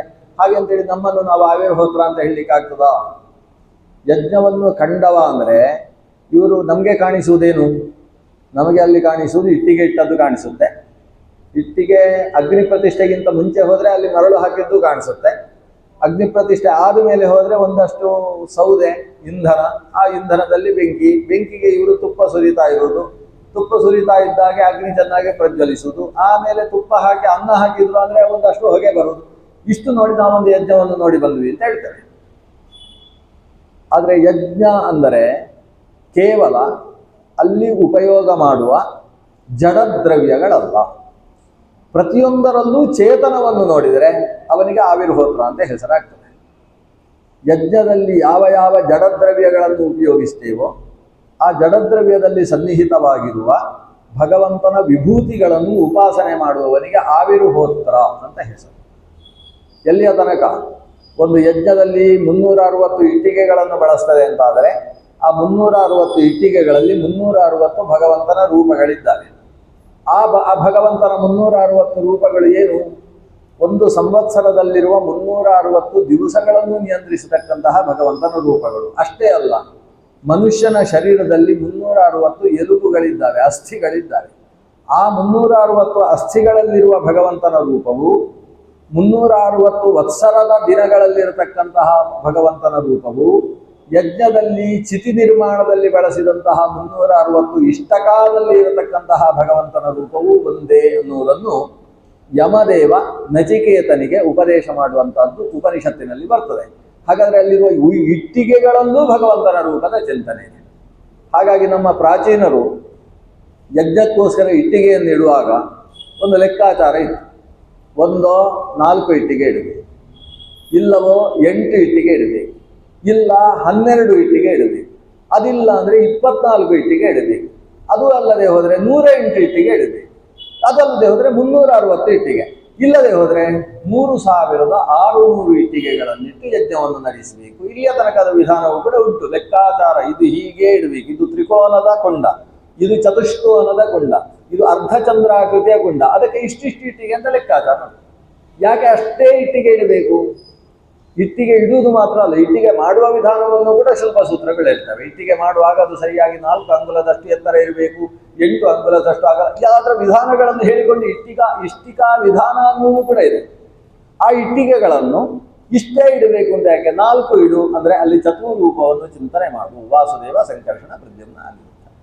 8 ಇಡು ಅಂತ ಹೇಳಿದ್ರೆ ಪ್ರಣವದಲ್ಲಿರುವ 8 ಅಕ್ಷರ ಅಥವಾ ಅಷ್ಟಾಕ್ಷರ ಮಹಾಮಂತ್ರಕ್ಕೆ ಸವಿಶ್ವ ತೇಜಸ ಪ್ರಾಜ್ಞ ತುರೀಯಾತ್ಮಾಂತರಾತ್ಮನಾಂ ಪರಮಾತ್ಮ ಜ್ಞಾನಾತ್ಮಯುಜಾಂ ಮದ್ರೂಪಾಣಾಂಚ ವಾಚಕ ಅಂತ ಹೇಳಿದ ಭಗವಂತನ 8 ರೂಪಗಳನ್ನು ಅಲ್ಲಿ ಉಪಾಸನೆ ಮಾಡು. 12 ಅಂತ ಹೇಳಿದ್ರೆ ಕೇಶವಾದಿ ದ್ವಾದಶಕ್ಕೆ ಹೋಗು. 24 ಅಂತ ಹೇಳಿದ್ರೆ ಅದರಲ್ಲಿ ಕೇಶವಾದಿ ಶ್ರೀಕೃಷ್ಣಾಂತವಾದ 24 ರೂಪಗಳನ್ನು ಚಿಂತನೆ ಮಾಡು. ಆಮೇಲೆ 108 ಅಂತ ಹೇಳಿದ್ರೆ ಶ್ರೀಕೃಷ್ಣ ಕಮಲಾನಾಥ ಅಂತ ಅಷ್ಟೋತ್ತರ ಶತನಾಮ ಹೇಗೆ ಹೇಳ್ತೇವೋ ಹಾಗೆ ಅಜಾದಿ ಶಿಂಶುಮಾರಾಂತ ರೂಪಗಳ ಜೊತೆಗೆ ಭಗವಂತನ ವಿಶ್ವ ತೇಜಸಾದಿ 8 ರೂಪಗಳು, ಒಟ್ಟು 108 ರೂಪಗಳನ್ನು ಅಲ್ಲಿ ಚಿಂತನೆ ಮಾಡು. 360 ಅಂತ ಹೇಳಿದಾಗ ಹೀಗೆ ಹೇಳಿದ ಹಾಗೆ ದೇವರ ರೂಪವನ್ನು ಚಿಂತನೆ ಮಾಡು. 3600 ಅಂತ ಬಂದಾಗ ಅದಕ್ಕೆ ಪ್ರಜಾಪತಿ, ಅಷ್ಟವಸು, ಈಗ ನಾವೇನು 33 ಹೇಳ್ತೇವಲ್ಲ, ಈಗ ಅಧಿಕ ಮಾಸದ 33 ದೇವತೆಗಳು. ಆ 33 ದೇವತೆಗಳ ಜೊತೆಗೆ ಗಂಧರ್ವ ಅಪ್ಸರ ಕಿನ್ನರ ಕಿಂಪುರುಷಾದಿಗಳನ್ನೆಲ್ಲ ಸೇರಿಸಿ ಅಲ್ಲಿರುವ ಭಗವಂತನ ರೂಪಗಳನ್ನು 3600 ರೂಪಗಳಾಗಿ ಚಿಂತನೆ ಮಾಡುವ ವಿಧಾನಗಳೆಲ್ಲ ಇದ್ದಾವೆ. ಹಾಗಾದ್ರೆ ಯಜ್ಞದಲ್ಲಿರುವ ಜಡ ಪದಾರ್ಥ ಅವೆಲ್ಲದರಲ್ಲೂ ಜಡ ಪದಾರ್ಥ ಮಾತ್ರ ಅಲ್ಲ, ಯಜ್ಞಕ್ಕೆ ಮುಹೂರ್ತ ಕೊಟ್ಟಿದ್ರೆ ಆ ಮುಹೂರ್ತವೆಂಬ ಕಾಲದಲ್ಲಿ ಮಂತ್ರ ತಂತ್ರೋಪಕರಣ ಕರ್ತೃ ವನ್ನಿಷು ಕೇಶವಂ ದೇಶೇ ಕಾಲೇ ಚ ಮನ್ವಾನಾಹ ಕರ್ಮ ಕುರುವಂತಿ ನಿರ್ಮಲಂ. ಒಂದು ಯಜ್ಞ ಕರ್ಮ ಮುಂದಕ್ಕೆ ಜಾಯಂತಯದಲ್ಲಿ ಬರ್ತದೆ. ಯಜ್ಞ ಕರ್ಮ ಹೇಗೆ ಸರಿಯಾಗಿ ಮಾಡುವುದು ಅಂತ ಕೇಳ್ತಾರೆ, ಉತ್ತರ ಕೊಡ್ತಾನೆ ಇದು ಆವಿರ್ಹೋತ್ರ. ಯಜ್ಞ ಕರ್ಮ ನಿರ್ಮಲವಾಗಬೇಕಾದರೆ ಮಂತ್ರದಲ್ಲಿ ದೇವರನ್ನು ಚಿಂತಿಸಬೇಕು. ಪ್ರತಿಯೊಂದು ಮಂತ್ರವೂ ಭಗವಂತನ ಸರ್ವೋತ್ಕರ್ಷವನ್ನು ಪ್ರತಿಪಾದಿಸ್ತದೆ ಎಂಬ ಜ್ಞಾನ ಬೇಕು. ತಂತ್ರ ಅಂದರೆ ಕೈಕಾಲುಗಳಿಂದ ಮಾಡುವ ವ್ಯವಹಾರಗಳು, ಅವಯವ ಚೇಷ್ಟೆಗಳಿಗೆ ತಂತ್ರ ಅಂತ ಹೆಸರು. ಕೇಶವಾಯ ಸ್ವಾಹ ಅನ್ನೋದು ಮಂತ್ರ. ಬೆರಳನ್ನು ದೂರ ಇಟ್ಟು 3 ಬೆರಳನ್ನು ಸೇರಿಸಿ ಅಂಗುಷ್ಟವನ್ನು ಮೊದಲನೇ ಬೆರಳಿಗೆ ತಾಗಿಸಿ ಒಂದು ಉದ್ದು ಮುಳುಗುವಷ್ಟೇ ನೀರು ಹಾಕಿ ಬಾಯಿಯಿಂದ ಆ ನೀರನ್ನು ಈ ಪ್ರಜಾಪತಿ ತೀರ್ಥಕ್ಕೆ ತುಟಿಯನ್ನು ಮಾತ್ರ ತಾಗಿಸಿ, ನಾಲಿಗೆಯನ್ನು ತಾಗಿಸಿ ಅಲ್ಲ, ತುಟಿಯನ್ನು ಮಾತ್ರ ತಾಗಿಸಿ ಶಬ್ದವಾಗದೇ ಇರುವ ಹಾಗೆ ಮೆಲ್ಲನೆ ಒಳಗೆ ಎಳೆದುಕೊಳ್ಳುವುದಕ್ಕೆ ತಂತ್ರ ಅಂತ ಹೆಸರು. ಈಗ ಮಂತ್ರ ಕೇಶವಾಯ ಸ್ವಾಹ ಅಷ್ಟೇ. ನೀರನ್ನು ತೆಗೆದುಕೊಳ್ಳುವ ವಿಧಾನಕ್ಕೆ ತಂತ್ರ ಅಂತ ಹೆಸರು. ಮಂತ್ರದಲ್ಲೂ ಲೋಪ ಆಗಬಾರ್ದು, ತಂತ್ರದಲ್ಲೂ ಲೋಪ ಆಗಬಾರ್ದು. ಕೆಲವರು ಏನು ಮಾಡ್ತಾರೆ, ಮಳೆ ಬರ್ತಾ ಇರುವಾಗ ದಶಮಿಯ ದಿವಸ ಆಚಮನ ಮಾಡುವಾಗ ಸ್ವಲ್ಪ ನೀರು ಕುಡಿಯೋದು, ಏಕಾದಶಿಯ ದಿವಸ ಆಚರಣೆಗೆ 3 ಸೌಟು ನೀರು ಹಾಕೋದು, ಇದೆಲ್ಲ ಮಾಡಬಾರ್ದು. ಅದಕ್ಕೆ ತಂತ್ರ ಲೋಪ ಅಂತ ಹೆಸರು. ಈಗ ಮಂತ್ರ ಲೋಪವೂ ಆಗಬಾರ್ದು, ತಂತ್ರ ಲೋಪವೂ ಆಗಬಾರ್ದು. ಮಂತ್ರ ತಂತ್ರ ಉಪಕರಣ, ಸುಕೃತ ಸ್ರುವ ಮೊದಲಾದದ್ದೆಲ್ಲ ಇಟ್ಟಿಗೆ, ಇದೆಲ್ಲ ಉಪಕರಣ. ಕರ್ತೃ ಅಂದರೆ ಯಜಮಾನ, ವನ್ನಿ ಅಂತ ಹೇಳಿದ್ರೆ ಅಲ್ಲಿ ಪ್ರತಿಷ್ಠಾಪನೆ ಮಾಡಿದ ಬೆಂಕಿ, ಕಾಲ ಅಂತ ಹೇಳಿದ್ರೆ ಮುಹೂರ್ತ, ದೇಶ ಅಂತ ಹೇಳಿದ್ರೆ ನದಿ ತೀರದಲ್ಲಿ ಮಾಡ್ತಿರೋ, ದೇವಸ್ಥಾನದಲ್ಲಿ ಮಾಡ್ತಿರೋ, ಸ್ವಗೃಹದಲ್ಲಿ ಮಾಡ್ತಿರೋ ಅದು ದೇಶ. ದೇಶೇ ಕಾಲೇ ಚ ಮನ್ವಾನಾಹ ಕರ್ಮ ಕುರುವಂತಿ ನಿರ್ಮಲಂ. ಅಲ್ಲಿ ಆ ಕೇಶವನನ್ನು ಚಿಂತನೆ ಮಾಡುವವರು ಮಾತ್ರ ಆವಿರ್ಹೋತ್ರರಾಗ್ತಾರೆ. ಆ ರೀತಿಯ ಯಜ್ಞಗಳ ಮರ್ಮವನ್ನು ಅರಿತ ವ್ಯಕ್ತಿಗಳಿಗೆ ಆವಿರ್ಹೋತ್ರರು ಅಂತ ಹೆಸರು. ಇದರಲ್ಲಿ 6ನೆಯವರಿಗೆ ಆವಿರ್ಹೋತ್ರ ಅಂತ ಹೆಸರು. 7ನೆಯವ ದ್ರುಮಿಲ, 8ನೆಯವ ಚಮಸ, 9ನೆಯವ ಕರಭಾಜನ. ದ್ರುಮಿಲ ಅನ್ನೋದರ ಅರ್ಥ ನಾಳೆ ನೋಡುವ, ಸ್ವಲ್ಪ ಆ ದ್ರುಮಿಲ ಉಪದೇಶ ಮಾಡಿದಾಗ ನೋಡುವ. ಚಮಸ ಅನ್ನುವುದು ಆಗಲೇ ನೋಡುವ. ಯಾಕಂದರೆ ದ್ರುಮಿಲ ಅಂತ ಹೇಳಿದರೆ ಅರ್ಥ ಏನು? ಒಂದು ಮರದ ಹತ್ತಿರದಲ್ಲಿ ಇರುವವ ಅಂತ ಒಂದು ಅರ್ಥ. ಧ್ರು ಅನ್ನುವುದಕ್ಕೆ ಸಂಸ್ಕೃತದಲ್ಲಿ ಮರ ಅಂತ ಹೆಸರು. ಧ್ರು ದ್ರುಮ ಇವೆರಡು ಕೂಡ ವೃಕ್ಷ ಎಂಬ ಅರ್ಥದಲ್ಲಿರುವ ಶಬ್ದಗಳು. ಧ್ರುವನ್ನು ಮಿಲನ ಮಾಡಿದವ ಅಂದ್ರೆ ಮರವನ್ನು ಹೋಗಿ ಸೇರಿದವ, ಅವನಿಗೆ ದ್ರುಮಿಲ ಅಂತ ಹೆಸರು. ಚಮಸ ಅಂತ ಹೇಳಿದ್ರೆ ಲೋಟ ಅಂತ ಅರ್ಥ. ಚಮಸ ಒಂದು ಲೋಟ ಹಿಡ್ಕೊಂಡವರಿಗೆ ಚಮಸ ಅಂತ ಕರಿಬಹುದು. ಚಮಚ ಅಂತ ಅರ್ಥ ಅಲ್ಲ. ಚಮಸ ಅಂದ್ರೆ ಚಮಚ ಅಂತ, ಸ್ಪೂನ್ ಅಂತ ಅರ್ಥ ಅಲ್ಲ. ಚಮಸ ಅಂದ್ರೆ ಲೋಟ. ಆದ್ರೆ ಇಲ್ಲಿ ಲೋಟ ಎಂಬ ಅರ್ಥದಲ್ಲಿ ಇಲ್ಲ. ಇಲ್ಲಿ ಚಮಸ ಎಂಬ ಶಬ್ದ ಯಜ್ಞದಲ್ಲಿ ಬಳಸತಕ್ಕಂಥ ಒಂದು ವಿಶಿಷ್ಟವಾದ ಪಾತ್ರೆ ಮತ್ತು ಆ ಪಾತ್ರೆಗೆ ಸಂಬಂಧಿಸಿದ ಭಗವಂತನ ರೂಪ ಎಂಬ ಅರ್ಥದಲ್ಲಿ ಚಮಸ ಶಬ್ದ ಇದೆ. ಕರಭಾಜನ ಅನ್ನುವುದಕ್ಕೆ ಕೈಯಲ್ಲೇ ಊಟ ಮಾಡುವವ ಅಂತ ಅರ್ಥ. ಊಟಕ್ಕೋಸ್ಕರ ಪಾತ್ರೆ ಇಟ್ಟುಕೊಳ್ಳುವುದಿಲ್ಲವ, ಕೈಯಲ್ಲಿ ಒಂದು ಹಾಗೆ ಬಾಯಿಗೆ ಹಾಕೊಂಡು ಗಬಕ್ಕನೆ ನುಂಗುವವನಿಗೆ ಕರಭಾಜನ. ಕರ ಅಂದ್ರೆ ಕೈ, ಭಾಜನ ಅಂದ್ರೆ ಊಟದ ಪಾತ್ರ. ಕರಬೇ ಊಟದ ಪಾತ್ರ ಯಾರಿಗೋ ಅವನಿಗೆ ಕರಭಾಜನ. ನಮಗೆಲ್ಲ ಒಂದೇ ಕೈಯಲ್ಲಿ ಊಟ, ಎರಡೇ ಕೈಯಲ್ಲಿ ಊಟ ಎಲ್ಲ ಸಾಕಾಗುದಿಲ್ಲ. ನಾವು 10-20 ಕೈಯಲ್ಲಿ ಅಷ್ಟು ದೊಡ್ಡ ತಟ್ಟೆ ಇಟ್ಟುಕೊಂಡೇ ಊಟಕ್ಕೆ ಕೂತ್ಕೊಂಡು, ಅನ್ನು ನಾವೆಲ್ಲ ಬೇರೆ ಭಾಜನದಲ್ಲಿ ಊಟ ಮಾಡಿದರೆ ಇವನು ಕರಭಾಜನ ಅಂದ್ರೆ ಕೈಯೇ ಅವನಿಗೆ ಊಟದ ಪಾತ್ರ. ಒಮ್ಮೆ ಕೈಗೆ ಸಿಕ್ಕಿದ್ದು ಸಾಕವನ ಹೊಟ್ಟೆಗೆ. ಈ ರೀತಿಯ ಯೋಗಿ ವ್ಯಕ್ತಿತ್ವವನ್ನು ಹೇಳ್ತಕ್ಕಂಥ ಕರಭಾಜನ. ಇವರು 9 ಜನ ಜಾಯಂತೆಯರು. ಕೊನೆಯ 3 ಶಬ್ದಗಳ ಅರ್ಥ ವಿಶೇಷವನ್ನು ಮತ್ತೆ ಆ ಸಂದರ್ಭ ಬಂದಾಗ ಅವಲೋಕನೆ ಮಾಡುವ. ಇಂತಹ ಜಾಯಂತೆಯರು ಒಂದು ಯಜ್ಞದ ಸಂದರ್ಭದಲ್ಲಿ ನಿಮಿ ಅಂತಕ್ಕಂತಹ ಒಬ್ಬ ಮಹಾತ್ಮನಿಗೆ ಅನೇಕ ವಿಷಯಗಳನ್ನು ಉಪದೇಶ ಮಾಡ್ತಾರೆ. ಆ ನಿಮಿ ಎಂಬ ಜನಕ ವಂಶದ ನಿಮಿಗೆ, ಮಿಥಿಲಾ ಪಟ್ಟಣಕ್ಕೆ ಸಂಬಂಧಪಟ್ಟ ನಿಮಿಯನ್ನು ಕುರಿತು ಇವನು ಏನನ್ನು ಉಪದೇಶ ಮಾಡಿದ್ದಾನೋ, ಈ 9 ಜನರ ಉಪದೇಶ ಏನಿದೆಯೋ ಆ ಭಾಗಕ್ಕೇನೆ ಜಾಯಂತೆಯ ಉಪಾಖ್ಯಾನ ಅಂತ ಹೆಸರು. ಇದಕ್ಕೆ ಇನ್ನೂ ಅನೇಕ ವಿಷಯಗಳುಂಟು ಪೂರ್ವಪೀಠಿಗೆ. ಅದನ್ನೆಲ್ಲ ಬಿಟ್ಟು ನಾಳೆ ಜಾಯಂತೆಯ ಉಪಾಖ್ಯಾನದ ಒಳಗೆ ಪ್ರವೇಶ ಮಾಡ್ತೇವೆ. ಇಷ್ಟು ವಿಷಯ ಗೊತ್ತಿರಬೇಕು. ಇದು ದ್ವಾರಕೆಯಲ್ಲಿ ನಡೆದಂತಹ ಒಂದು ಘಟನೆ. ದ್ವಾರಕೆಯಲ್ಲಿ ವಸುದೇವನಿದ್ದಾನೆ. ದೇವಕಿ ಮೊದಲಾದಂತಹ ವಸುದೇವನ 13 ಜನ ಪತ್ನಿಯರೂ ಇದ್ದಾರೆ. ಶ್ರೀಕೃಷ್ಣ ಎಲ್ಲ ರೀತಿಯ ಲೋಕಕ್ಷೇಮವನ್ನು ಸಂಪಾದನೆ ಮಾಡಿ ಆಗಿದೆ. ಅಂಥ ಸಂದರ್ಭದಲ್ಲಿ ವಸುದೇವ ಜ್ಞಾನದ ಚಿಂತನೆಯಲ್ಲಿ ಅನೇಕ ಋಷಿಮುನಿಗಳು ಅಲ್ಲಿ ಬರ್ತಾರೆ. ಅವರ ಹತ್ರ ನಾನಾ ರೀತಿಯ ಪ್ರಶ್ನೆಗಳನ್ನು ಮಾಡ್ತಾರೆ.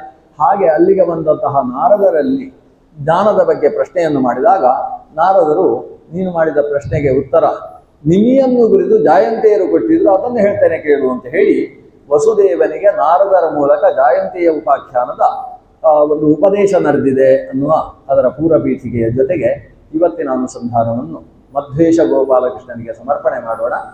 ನಾಳೆಯಿಂದ ಉಪನ್ಯಾಸ ಸ್ವಲ್ಪ ಬೇಗ ಶುರು ಮಾಡಬೇಕು ಅಂತ ಇಂದುಮೂರ್ತಿಯವರು ನಿರ್ದೇಶಿಸಿದ್ದಾರೆ. 6:15 ಅಂತೇಳಿ. ನಾನು 6:15 ಸರಿಯಾಗಿ ವಿದ್ಯಾಪೀಠದಿಂದ ಹೊರಡ್ತೇನೆ. ಈಗ 6:40ಕ್ಕೆ ಬರ್ತೇನೆ. 6:40ರಿಂದ ಸರಿಯಾಗಿ ನಾಳೆ ಉಪನ್ಯಾಸ ಪ್ರಾರಂಭ ಮಾಡೋಣ. ಶ್ರೀಕೃಷ್ಣಾರ್ಪಣಮಸ್ತು.